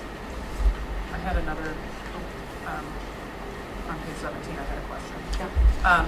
When we looked at this, I compared this version to last year's version when you Mhm. presented, and under health education number 4, we did talk about including some language last year about the internet. And I didn't see it in Okay. here. So I just, So when you say number 4, you mean? for the responsible decision-making, Yeah. and I don't mean I to get into see. the weeds, Yeah, but we yeah, did yeah. talk about it, and I found the old Sorry handbook. about that. That's Yeah. okay. No, I just wanted to see if maybe you thought Oh, better of it, Actually, or there was. it's coming back. I think the internet might be covered under the acceptable use language, Or phones, which is why, but we can certainly include a social media. social media. Yeah, let's do I think that. social media, sorry, internet is Yep. like a little. I can dad's come up awful, with some language but, on that. social media, Mhm. photos. That's okay. You good? Yep. That's section of education. Okay. So, motion to, Continued motion. yep, so motion to approve the middle school handbook to include, as written, and to include the extracurricular under attendance, language for the school nurse and health room that we hadn't seen but you talked to us about. Mhm. Plagiarism under the I think honesty policy or cheating or whatever, and then social media under on page 17, which was health education. And removing teacher discretion from this policy. Right. Okay. Did you get all that? I did. Okay. Second. All in favor? Aye. Opposed? Abstain? Thank you, that's a lot of work. Thank you. Sorry for the Thank you very Joanne. much. Thanks. riveting content. It was riveting. Looking forward to welcoming all the kids back next week. Kids in the building again. They're looking forward to it too, Mrs. Mano. Yeah. Parents are looking forward to sending them here too. Yeah, is that Staples ad with the dad throwing the pencil, you know, Oh, the most wonderful time of the year? We had our first of 3 locker nights tonight, and it was just great having the kids do it. Oh, wait, did you already do that? Well, we have one tonight, one tomorrow, one on Thursday, Oh, and then all day Friday. How's it going? They're here. Good? Yeah, it's as expected. It's stress-inducing, but they're getting there. Yeah. Yeah. All right. Thanks, Joanne. Joanne. All right, Thank you. thanks. I'll see you.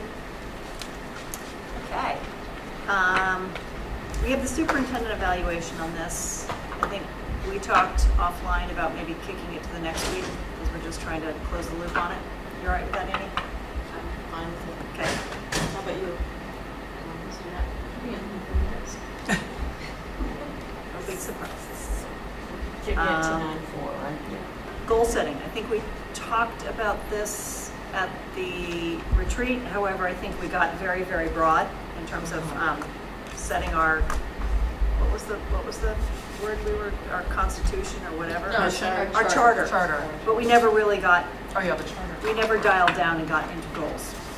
So I think, just to frame the conversation, I think We all know we have a lot going on this year with the building product and the foreseeably very tight budget. So I think we need to be really realistic about what our goals are and what can be achieved. I know we've got a lot of stuff we want to do, but I think we have to be realistic about what we actually have on our plates. So with that said, a couple of things we talked about, maybe we can just pick out, 3 to 4. I think 4 is a little aggressive goals to set. We know we've got school building, we know we've got budget, that's 1, 2. Do we have the language from I'm last? pulling up last year's. Yeah. Well, I mean, I think ruler is still, right? Yep. Can we keep social emotional? Yeah, and I think that ruler's part of that. Oh, yes, I think- totally yeah. agree.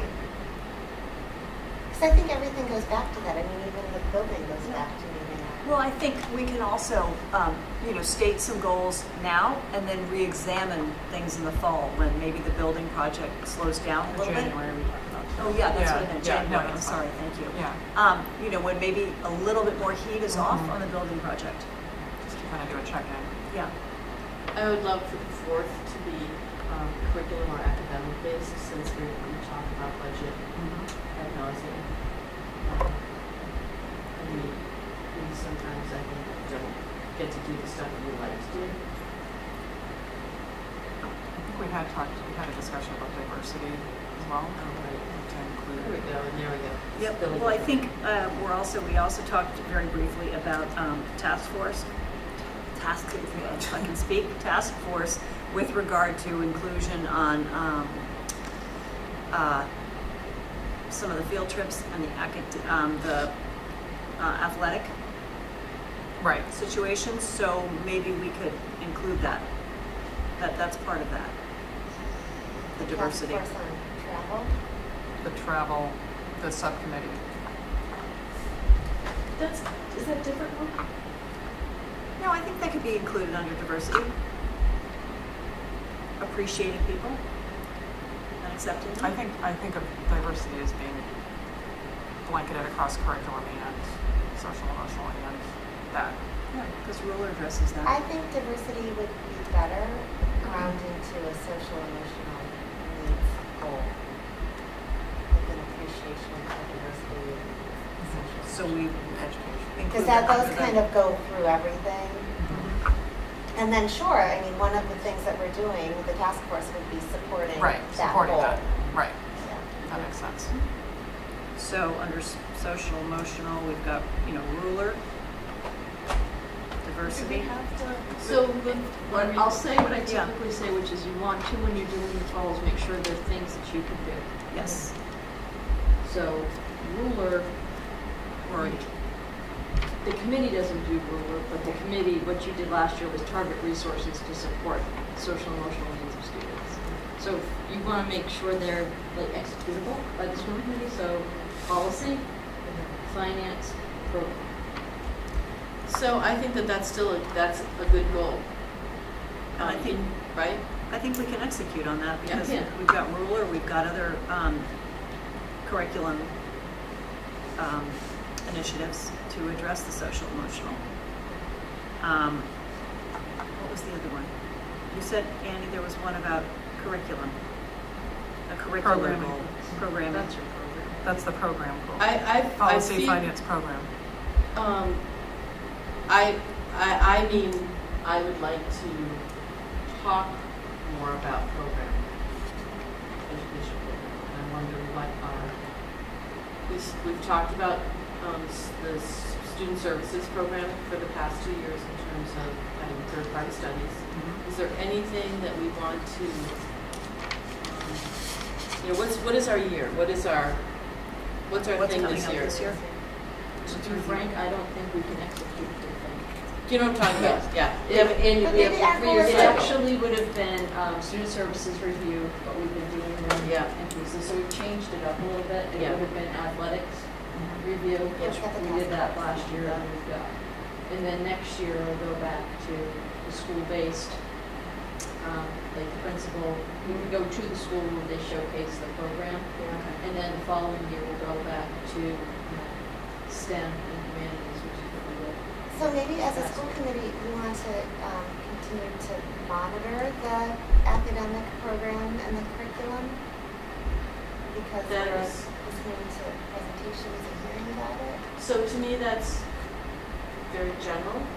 I mean, I'll tell you what I like. I like when the kids come here. I love when those kids came from the school and they were, you know, some of the kids in some of the special programs. Yeah. I love seeing that. And I think to me, given where the past year has been kind of rough in terms of like trying to build a project, trying to fight the budget, and we're going to be fighting budget too.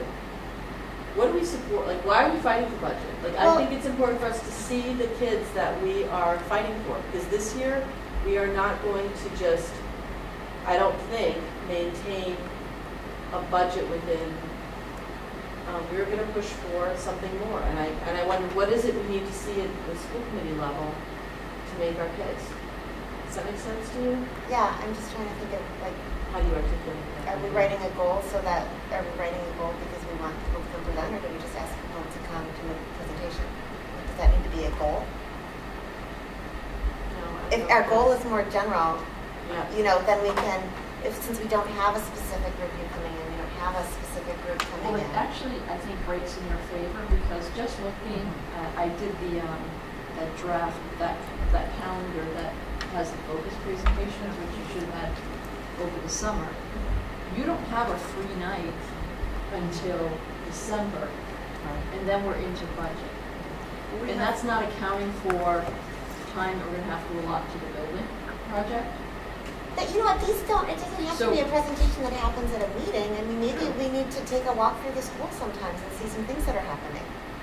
We also You're have, gonna see, starting on the 4th, Jen Roberts will be here with her school improvement plan, John Willis will be here the next meeting, and then Joanne and Tricia will be back for the first meeting in October. After that, you'll have Julie here, in one of the next 2 meetings doing discussion about annual assessment review, the second YRBS for the high school, social emotional, and then we're you're deep into the building project. So you've got something coming up along those lines in the fall. Yeah. What tends to happen is we're loaded up in the fall with kind of touchstones to the program, where you're seeing principals, you're seeing directors, they're talking to you, you're asking questions, and then we do go into a budget, black hole for Yeah. So part of it may just be trying to balance it so you're always getting a presentation, but again, you know, we're in a bit of a routine. You'll see high school principal again, first meeting in January, so that we know the program update there. So is there? Then you'll have your sped review for the high school this year, Yeah. and there'll be an NEASC update because they're going through their evaluation. for the high school. So is there some way of looking at the budget goal? That, because what I'd love to hear from teachers as they come in, or from principals, is what do you need that you can't afford right now? Like, where is the program that's suffering? Well, would that be an improvement, school improvement plan? Yeah, that's what I mean, when they do that. Yeah. I mean, you know, I don't need to hear again about, you know, the board, that everyone who did well. I mean, we've all seen that. I would like to talk about, you know, What they need. where are your challenges? Well, you know, they're all doing the board because we made social emotional Yeah, our top goal, and so that's their top goal, is they want to be able to show us something like that. but So we need some meat. maybe we want our top goal to be, I'm going to push back. What meat aren't they delivering to you? I mean, they come every year with their No, I'm just saying for with budget. an assessment of their staff. Yeah, Yeah. It's Yeah. not a difficult story to tell. yeah, but I wanna have staff to do what? I So guess, then that's the budget presentation. but we also need some context for when we have that first budget meeting. Because we're going to be getting the same kinds of questions we're getting, on the building from the two towns, saying, what is it you can't do that you need this money? Why are you asking us for a correction? I didn't know we were there yet. I think we are. We've been talking about it with them. I think this is all a really good discussion, but I don't think it's helping us set our goals as a school committee. So I'm just curious, I'm just trying to get our meeting. Yeah. Are we setting our goals right now, or are we? Yeah, so, but can we revise that goal, that's the budget one, that says develop and deliver a fiscally responsible budget that maintains educational quality, supports district goals, and aligns with our multi-year budget commitment to work within the confines of Prop 2.5. I would argue that I don't want to say that works within the confines of Prop 2.5.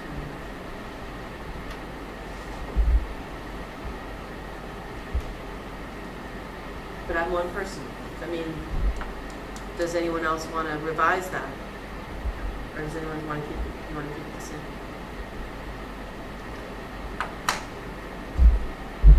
I'm worried about having it in there if we know that we're going to need a correction. So maybe we can revise it so that we still say we are fiscally responsible, but also responsible to the program as well, the quality program. Okay, so can I propose a revision? Please. Develop and deliver a fiscally responsible budget that maintains educational quality and supports district goals. Period. Good. Can I make a comment? I think if you take that out, it's kind of like a line item veto on Prop 2.5. And I think what I'm hearing you say, without trying to put words in your mouth, is that you don't want the district to be detrimentally impacted by Prop 2.5. Well, what I'm not necessarily hearing you say is we no longer care about Prop 2.5. So maybe right, but I So think how do if we I were an phrase that? observer So how do and I we saw a line item veto on that, I think it might sound that way. So maybe a more middle ground on that would be to balance those. And it doesn't say where the balance With ends. attention to Yeah, Prop yeah, 2.5? something like that, but I think something that says that you would balance the program quality with the confines of Prop 2.5. Confines are there. Where the balance ends at the end of the year will depend on the things that you're talking about. What are the needs of the school improvement plans? What is the district trying to do, and how does that balance shake out? We do happen to know that we're already going into it in a challenging situation, Yep. but I'm not sure if you, I'm just asking, I guess, whether you want to all come out right now and say we know for a fact confines of Prop 2.5 should just be stricken. I agree with you, because I think we've done a lot, on further reflection, I think we've done a lot of work in trying to strengthen the relationship with the various town boards. So I think maybe we could say something like, with attention to Prop 2.5. So we're not saying within the confines, we're not restricting ourselves, we're saying exactly what you said. We still respect the fact that Recognizing the confines? For example. Okay, so develop and deliver a fiscally responsible budget that maintains educational quality, supports district goals, and recognizes the confines of Prop 2.5. While recognizing. While recognizing the confines of Prop 2.5. I don't No, I think don't Wow, know. not wild. I don't know if, But- I don't know but- if It she sounds says like it's Kind of confines. marinate on how to do that. With attention to Prop 2.5. I mean, I don't think we want to say anything about confines. I'm very concerned about the budget this year, but I'm also concerned that we have a real clear picture of the amount of work that's ahead of us in terms of the projects on your plate. You're re-entering negotiation for a 3-year contract. We have a campaign for the building project that's going to launch heavy and hard as soon as school opens up. We don't know if that's going to actually end on November 6th or if we're going to have to go into a second round on that. So we could be victorious, or we could be looking at what's Plan B and what's the timeline on that, which is going to pull us right into April town meeting. Those are huge, huge undertakings, and just the budget basics is going to be really difficult for us to track the proper pathway forward. So if we are making a case for going out for an override, we would have needed to start that this summer in the spring. I don't think we're going out, we're not talking about going out for an override. I think we're asking for a little bit of help from the So I think towns. you could keep confines at 2.5. You do? Because taking out Okay. confines at 2.5 signals total. Okay. I don't want to, I don't Okay. want to That's what signal that that. No, means. that's- I think that's That fair. means we're going to Right. ask for more than we would, Sort the of town opens is the door. earning per year. So we're going to say, while, It's your Leave decision it to as make. it is? I'm really overwhelmed by the projects we have on our plate Yep. going forward and how much time it's gonna take. but I don't want to lose sight of why we're here. I don't want to lose sight of maintaining the program. And the social and emotional piece. So I think we need to have those in there. Maybe that, for lack of better phrasing, that we're not actively, well, we're focused on, but we may not be active on. Do you know what I'm saying? It's still, Focused on. we're still focused on, but we're not executing on anything in the short term. Right. We're focused on the stuff that's currently being executed, maybe not new initiatives. Right. I don't know if I'm verbalizing myself properly. No, I get it. So I think they still need to be there because that's what we're here for, that's what we do. But we do have these action-oriented goals that we need to focus on and execute on in the near term. So you're looking, if you kept your same goal, it could all be, I think you could achieve it just by asking us to go back to a budget that shows 3 different scenarios. One that maintains quality, so what would the level of services budget be? One that meets or closes the gap, and then one that advances or starts to buy back some things that we've lost. Just so we can start looking at comparison from year to year going forward, is so we're tracking how much we're taking out. And what if any impacts are. Because some will have impacts and some won't, because there is legal initiative. So you want our budget goal to stipulate those 3 things?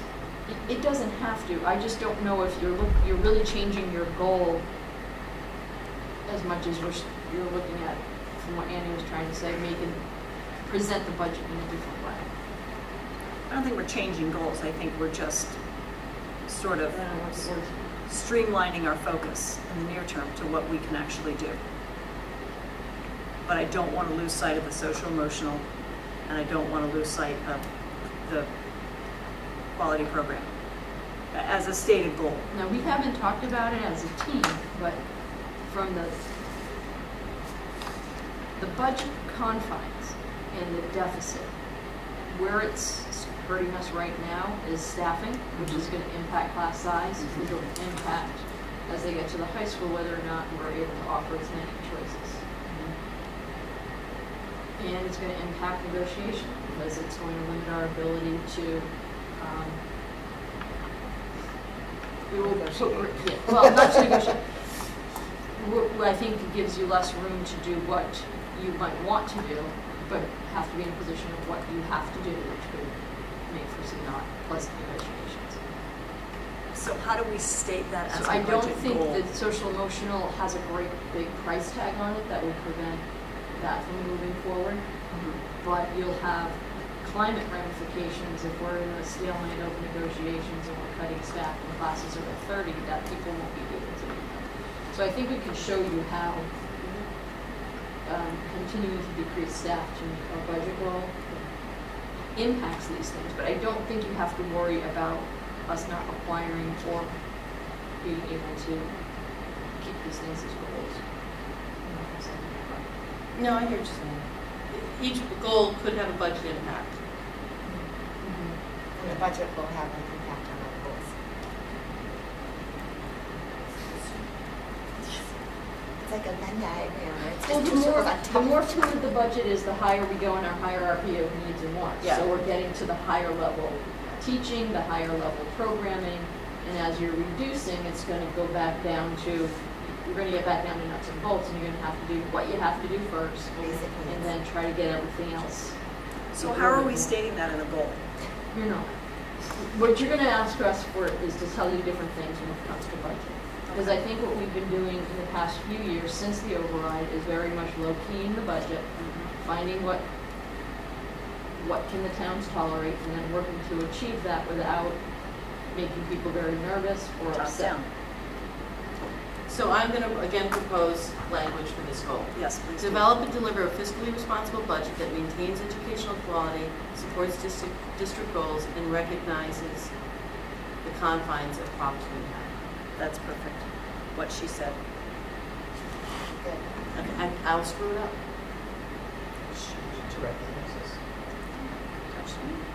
Yeah, but I don't know how to get to. Thanks.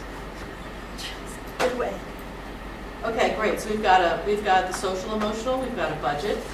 So is one of your goals, let me throw something out there for consideration, that could be so bold. Is one of your goals around budget working with the communities and the FinCons to help them better understand the financial needs? I feel like our budget process does that, and I think it does it thoroughly. It does. Sort of part and parcel. And I think that's also part of recognizing the confines of Prop 2.5. I think recognizing the confines of Prop 2.5 is an educational process. You know, we educate the various boards. Yeah, every it's year. not just one way. It's not just us understanding, it's also understanding, you know, we know that you have a certain, so maybe you don't want to go for an override. So how can we make this budget work? Yeah, no, I I appreciate Recognize. yeah, recognizing the So confines. it's recognizes. recognizing the confidence. and recognize, so we just go all the way. Yeah. Okay. Recognizing. So, support implementation programming that enhances our organization's cultural proficiency and promotes respect and appreciation for individual and cultural differences. Do we want to keep that one? Yes, because I think we're doing that. We're doing a good job doing that. And that's not something I think we have to execute on in the near term. We've got things percolating that are going to bear fruit. So you want to keep that and then get rid of all this language and recognizes the confidence. Can I do it? Oh my God. We got control and control right there. It sounds good.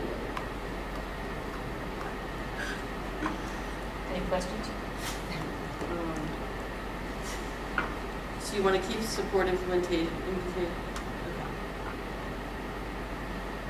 So we're keeping that one.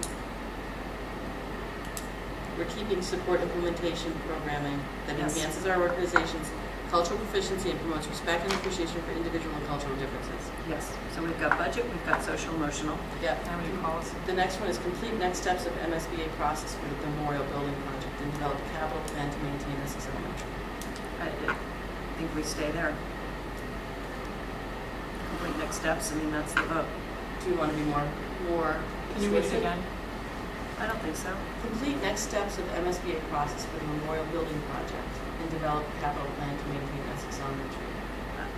That's what we've been doing all along. I don't think we need to But change that. MSB, okay, do we want to, aren't we kind of there? Suggestion.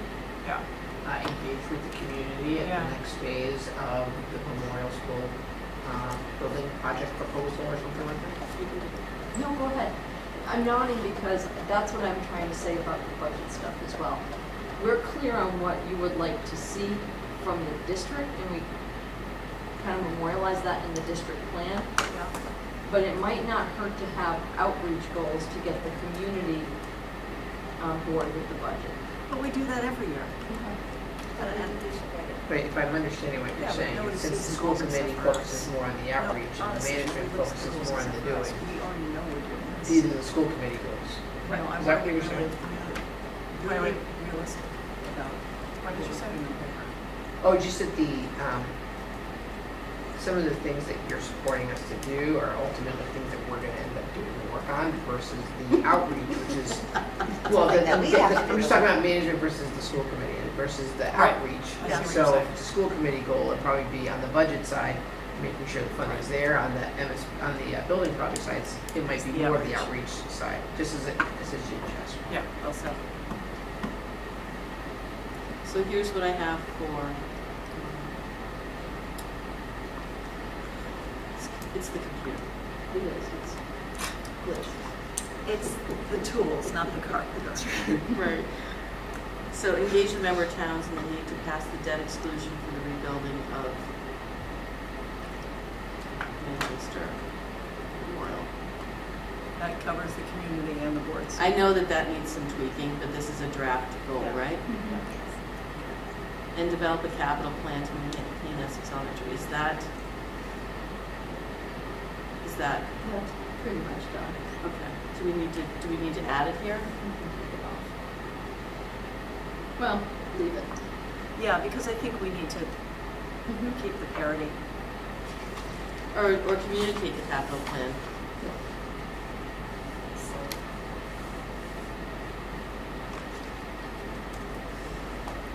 Okay, the next is continue focus on strengthening the middle school as a separate entity and addressing its large class sizes.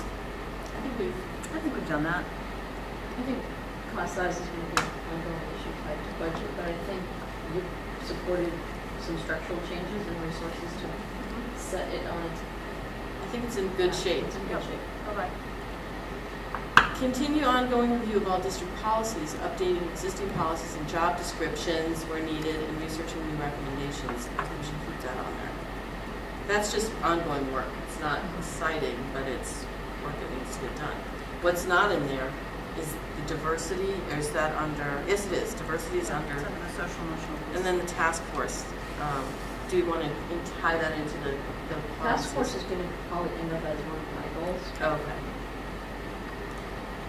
which will bring start with the policy stuff we need to do. So how do we So look it at kind of that? fits under that already. Okay. Do we need to put anything about negotiation?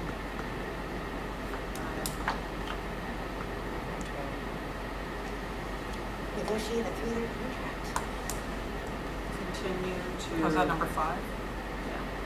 Successfully negotiate? So we're working off 3 goals this year. Ruler implementation, building, and budget. And then each school has, And meter.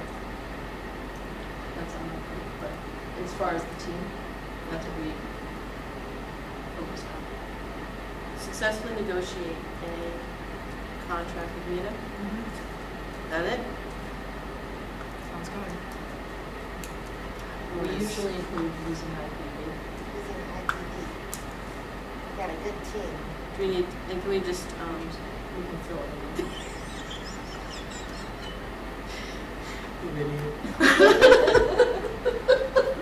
Okay, great. So those are draft. Yeah, we'll recirculate.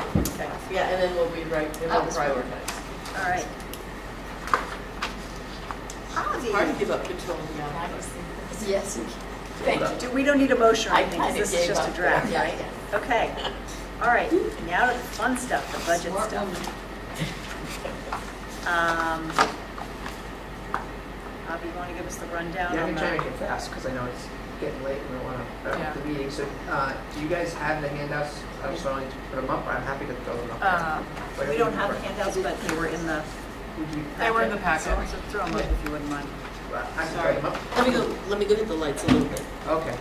So I'll just talk while I'm getting ready. Can you tell me if I'm taking too Couple much things light I off? just want to run through you guys very quickly are, we do regular votes on, we should be doing an annual vote on OPEB and where we're at because the school committee needs to make an official motion to send money to the trust fund based on where the year ended. So I sent some information about that, and I'm going a little bit out of order based on the things I think that could be a little bit more quick to discuss. Just so we can make some What you gonna do about the lights? I have no idea. the left, far left one. Not this, get the far left one. Yep, thanks. Figure that one out, my left. I don't Depends on have. which way you're facing.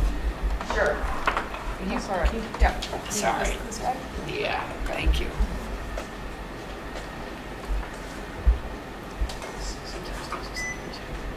I'm gonna really try to keep this one. Don't laugh when I say that. The bridge is there. Oh, that's Oh, yeah. great. So, well, I'll tell some you jokes steal while his we're thunder? here. It's all Pam right. likes to Giggling. laugh I'm like, every oh, time I that's say great. bridge. The footbridge is officially, the project is complete. The bridge is not open yet. But I did a walkthrough today with the construction firm, NEL, as well as with, with our CMA design firm. And it looks like it's all been taken care of exactly as we wanted them to. Hang on one second. Duplicate. That's right. Do we know when it'll reopen? So what I'm waiting for is just a couple of small things. First, we're getting, there's been some overgrowth of the bushes and stuff, so we're having the grounds crew. So I got this word, I had my walkthrough today, grounds crew is going in tomorrow to immediately take care of business, and so it will definitely be open for the start of school. My goal is to have it open by Friday. So we can, and even though, yeah, it's taken a long time, and then we'll have to go through the whole process with the insurance company because they told us just get everything done and then come to us. So the other thing that's happening is you probably have seen. I'm not sure why this isn't projecting, which is unfortunate. So I'm going to just switch computers. But you've also had a paving project that's happening on the street. The DPW has been. Is that one? Is it something? Is the converter there? No, it's just I You can bring it pulled right a up. plug that was, it's been plugged into this machine. I just plugged into it right here. Mercury's on One the second. Is it? I had a feel something.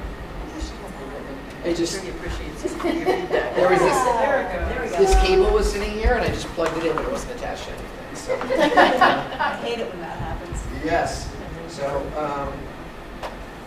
anyway, before I get to all these wall of numbers, let's just go back in here. So, DPW is paving Lincoln Street. Timing is tough. The DPW new head, Chuck Dam, has been a terrific partner. I've been so impressed and really appreciative of his cooperation. This is in Manchester by the Sea, and has been checking in with us. I just want to let you know what's going on. When schedules change, he's letting me know so I can communicate with people as well, which has been great. So they are basically getting that road ready. Part of what that does is allows them to mill down the road and lower the level so that it increases the bridge clearance. It's also helping us because there's been some granite curbing installed so that we can close out one or two conservation commission items that still are out. I don't want to get into all that now. Right, yeah. But just letting you know that's happening. This will all be done this week, according to DPW. So sometimes things change, you never know, but as of now, it's on track to be done this week. Can I just ask one question with Yep. the bridge repair? Yep. I know that they had repaired and then someone had hit it again. Yes. Is the repair now, it's sound What? and? Yes, the bridge did get hit again, and it's good, you know, Really? because, yep, they Same did. spot? The new repair, nope, the other side. It was scraped slightly. And they It scraped was, the street down it was a more? scraping and it was a non-structural, no structural Oh, damage okay, at all. okay. It So was it's more cosmetic. cosmetic. Yep, yep, and, yep, and that's. Maybe we should just tie a big mattress to like. It's a great idea. Bungee That is cord. a great idea. I love that. So, it's good to go. So, Okay. all right, so let's hit this first. I just want to let you know on athletics, we raised the fees. You may remember because I was telling you that the revolving fund was the deficit. We just couldn't keep up with the expenses. Expenses weren't changing that much, but the fees had dropped. Participation had dropped once we had unlocked the fee from one time per year to pay per sport. And so school committee changed that. And I'm basically asking to close the deficit. Before we get into this, I'm not going to read the slides. And there are a lot of numbers here. Really what I want you to focus on is here's the total spending amount. And it's been fairly stable, right around 600,000. This is budget for next year, so that assumes there's some increase, but you'll see 608. It's basically 600,000. I'll get to the differences. I'm making a big mess here. The revenue down here is what we charge in user fees, and that gets applied to the portion of spending that's just in the revolving fund. This portion up here is in the general fund budget, and you may remember that we talked about trying to keep the balance at about 55 to 60% funded from the general fund, with the remainder from the revolving fund. Well, over the years, Whereas we started with a little bit of a fund balance from the last time we raised fees in fiscal 14, a couple of years before that. We quickly were spending more than we were generating. We were generating about $230,000 a year in fees, but spending about $240 to $250 in the revolving fund. So we were having deficits annually of about $10,000 to $20,000. And eventually, what we had as a surplus started to go into the red. So it's been a couple of years, and so we finally got the fees implemented for this past year, where you can see the fee revenue went from around 200,000, just a little bit over, up to 234,000. So you can see that fee increase we did have an impact, and as a result, this was the past year was the first time where we had a surplus on an annual basis. 250 in revenue in the revolving fund, only 245 in expenses. So we were in the black by about $5 grand. So we're forecasting to be slightly in the black next year, but we always forecast to be even, and we don't know. So at this point, really all I'd like to ask is that we close out the deficit that pre-existed, because we were at 23 negative, we had a contribution of 5, so now we're at 18 negative. This is all the future, so we're not going to vote, or I'm not going to ask you to vote on anything. So really what I'm asking is for permission, so the auditors will know that you guys voted on it, to close this 18,000 with available fund balance. And we have it.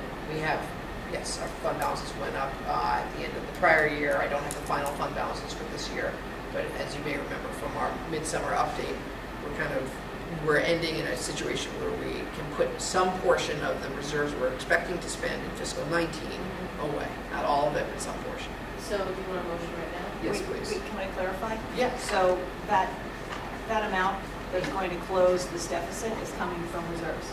Correct. From available fund balance, and it would come from E&D, which is the general fund balance. That's right. So Is that the same place that the sped out of district is coming from? Yes.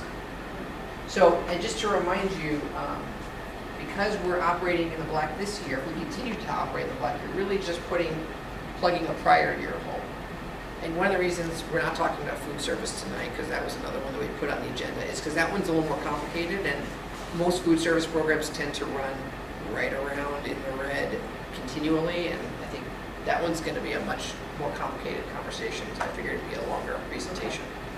So what you're saying is you're going to plug this, you're thinking it's pretty much going to be a one-time plug, we're not going to be feeding it every year, because hopefully we will be in the black. I would say that slightly less optimistically, to be perfectly honest. Okay. And I would say right now it's a one-time plug. I'm hoping that the fact that we had operated in black in 18 will continue.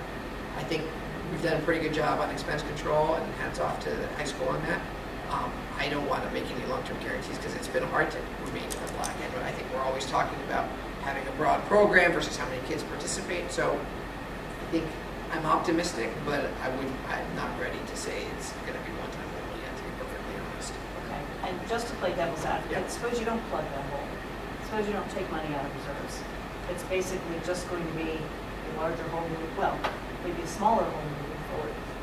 Yeah, it doesn't really impact much if you don't, because when the Department of Revenue reviews our end-of-year submission, they essentially say, well, you've got this much in fund balance, and you've got the following deficits. Right. So they do the math for you and say, therefore, your E&D is not this, it's actually this minus all these holes. So it's actually happening by the Department of Revenue. Okay. The auditors just want to know that, A, I'm informing the school committee, Yeah. and the school committee is eventually taking some action. And so when you get to things like more recurring structural deficits, they want to know, what's the school committee's plan? That's Is right. the plan to cut some costs? Is it to jack up fees? Is it to say, we're going to fund the deficit every year because there's not much else we can do, but we know that that's there, and we're going to budget for it. So this is really more kind of informing, acknowledging what's been out there, taking some actions to kind of try and put it temporarily behind us, maybe long-term behind us. We'll see. So may I have a motion? So move to transfer $18,314 from E&D to the athletic revolving fund. Is that the language? Yeah, from available fund balance, yes.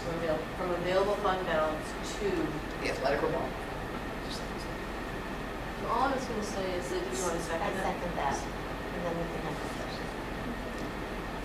It's not really discussion, it's more just a big picture, things to think about as we go forward with the budget.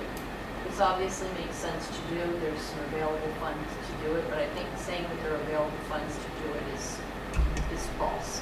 Because if you go back, we had to cut $750,000 out of the budget. So right now, $18,000 seems like a very small amount.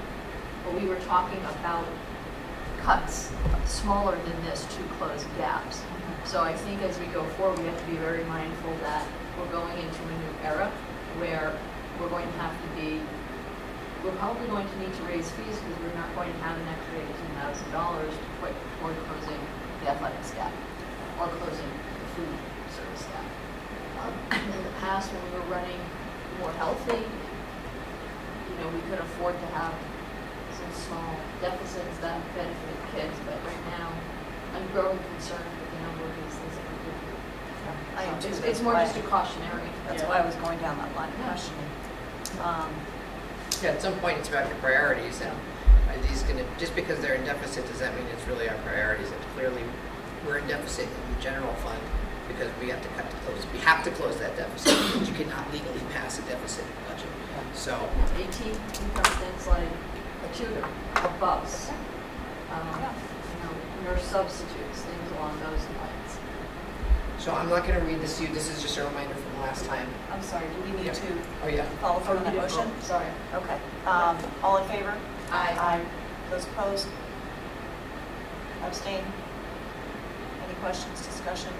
You don't have it. Okay, motion carries. Great. So OPEB and PRIM, every year we just vote on the amount that we have to do by formula. The formula comes from the META contract. We migrated people to cheaper plans. We took the savings and we agreed to put it into trust to have money available for when people retire as part of the OPEB. Okay, we talked about that, so we won't dwell on that. The district should, the school committee should really vote on that every year, but then the school committee can choose how much of that to keep in trust here and how much to send to PRIM, which is our investment vehicle of choice. The more you send, the more your investments grow. In theory, over the long term, this is a long-term thing, even if you have short-term, variations. And that the more it grows, the less we have to put in out of our own pocket because we can let the asset return do that for us. Flip side is having some cash on hand. It becomes a little bit important because, as you may remember, for the fiscal 19 budget, we decided to take $50,000 of our OPEB trust and use it to pay for retiree healthcare, which is it's just the only use that you can have for the OPEB trust. So you can't do that. So I just want you to keep that in mind. Having said that, I think, so here's the results. We're looking at a $467,000 contribution based on the formula. It's $49,000 greater than we thought in the budget. But as you may remember, when we closed out last year, we had savings in active. Remember, all of it was way over budget, but we fixed that with budget transfers at the beginning of the year. So when I say it's $49,000 over budget, that's over the adjusted budget. So I'd like to recommend that we just keep it simple, stick to the formula, approve, and send the whole thing to PRIM. And I don't think has been discussion in the past about the fact that when we made the OPEB switch, we took care of about 90% of the problem. There's that 10% remaining. We talked about whether we take that $200,000 and put some extra money over many years to eventually close the entire gap. Right now, we're doing formula. We're not doing excess. And in my opinion, given the previous conversation we just had, I wouldn't recommend that we start putting excess in. Pam, I don't know if you have a different opinion.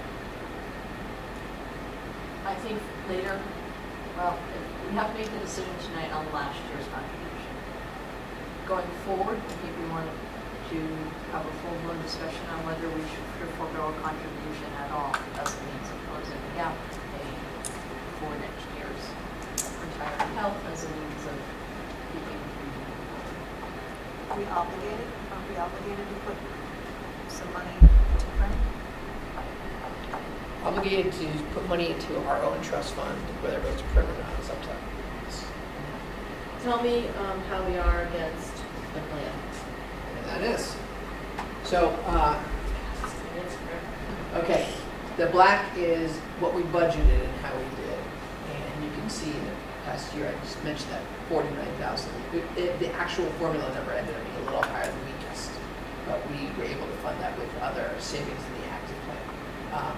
So basically, we've put in, our obligation so far is 1.167.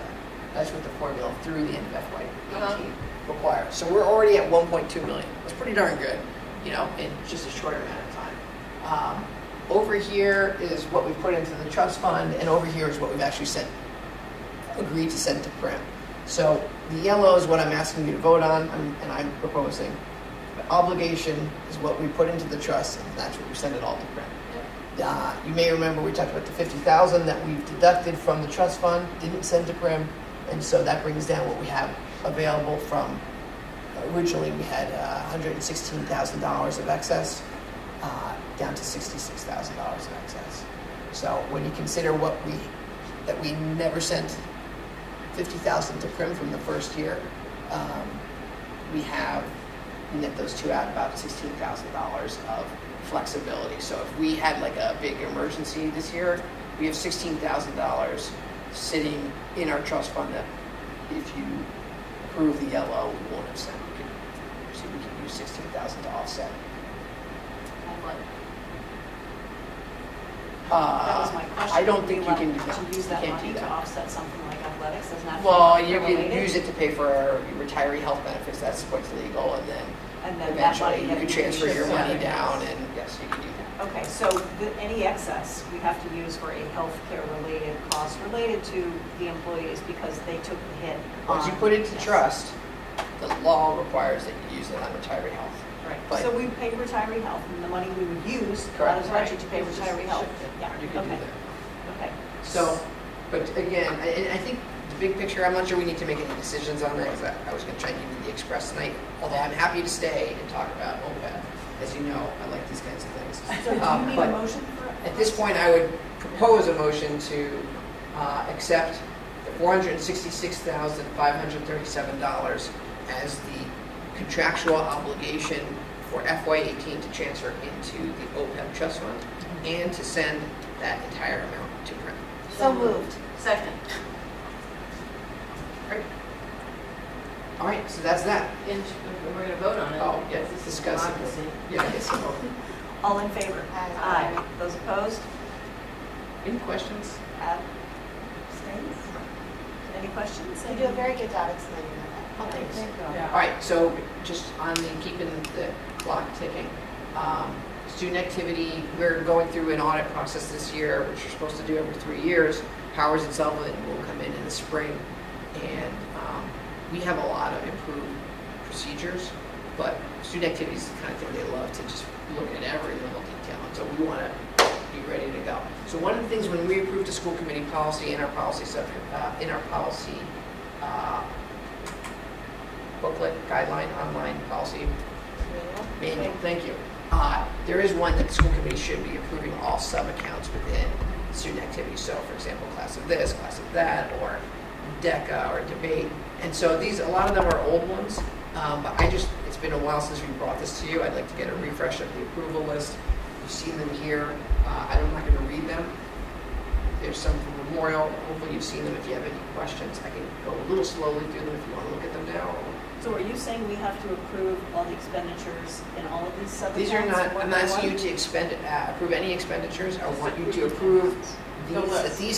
the list of sub-accounts so that you know what student activity funds are being used for. Okay. The other thing I would like to recommend is that because class accounts come on every year and roll off every year, that you might want to consider approving, giving the authority to add class accounts each year for the classes in each school.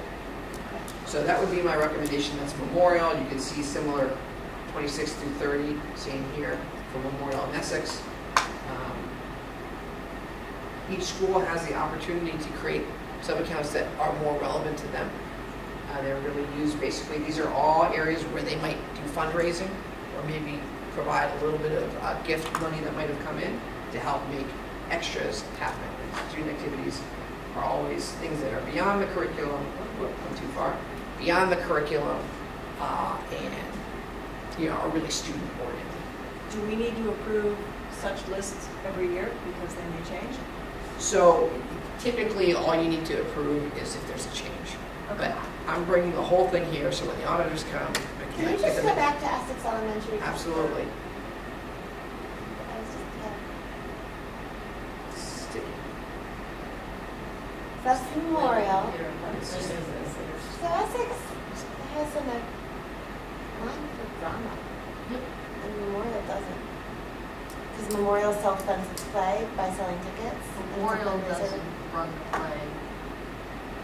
PTO runs it. So So they pass the money through PTO. can I move that we approve the sub-accounts as presented and add class accounts each year, and authorize with the Avi to add class accounts each year as needed? As needed. Second. Can I just ask a question about, how are you monitoring the movement of cash in and out of these accounts? Yeah, it's a great question, and it's probably one of the most important questions, honestly, to ask, because that's where trouble tends to arrive.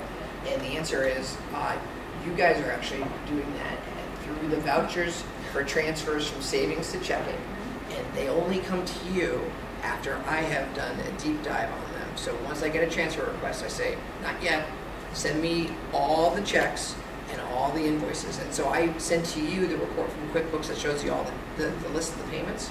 But for each of those, I look at every single invoice, and thankfully, we have Larry. I'm teaching Larry how to do it.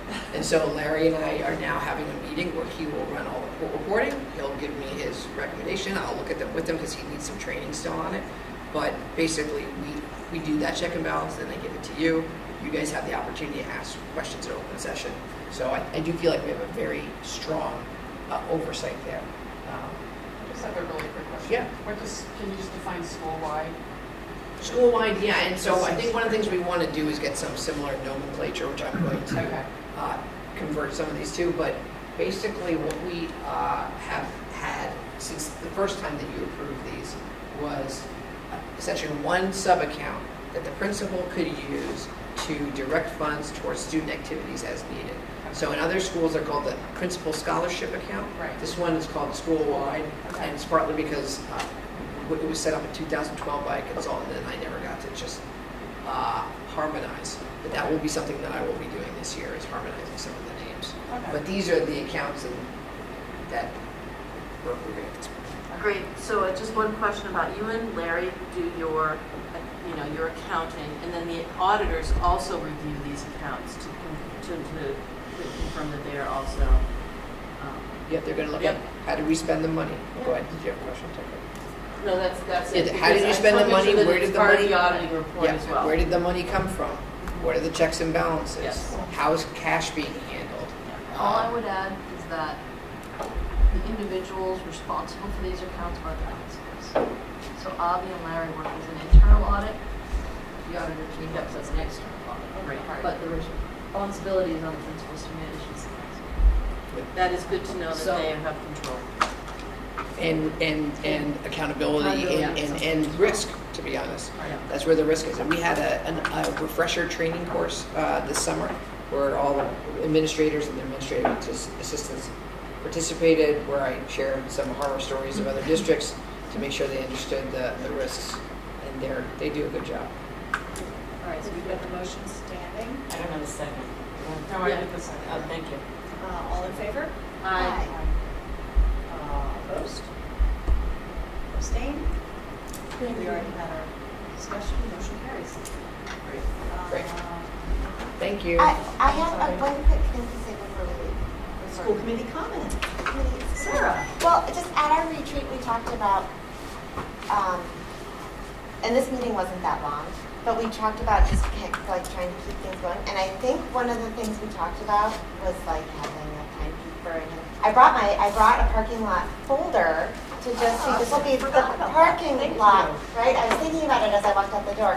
And then one thing that I think we talked about, and I was the first one to bring this tonight, and I don't know how we, maybe, I don't know, that we were going to let people do their whole presentation, Yes. and then we were going to ask questions, and I was the first one to interrupt. And it wasn't that bad tonight because there were only 4 of us and we didn't have any other people, but I think we should probably try to let people Yeah. do their whole presentation. That's on me, I'll crack the whip on you girls. I mean, I did it, I was the first person that. Maybe we just have a quick reminder before people attend. I think that would be You know, great. like, I'll do that. Yeah. Uh-huh. I mean, it's hard because we all want to. Totally, and it makes for good conversation, And but it thanks for does, bringing it that can up. make for a really long meeting. Yeah, So well, that's the only thing I have on the parking lot for tonight, but I will keep this, and it's green, Manchester, Essex, green. I'm telling you, you're an educator because you hold up your folder as Yes. you speak. No, that's good, you're gonna be the monitor. okay. I'll try to keep us a Awesome. little honest, I think. Do We have a lot of Yeah. presentations. I have a motion to adjourn? So moved. I'll second.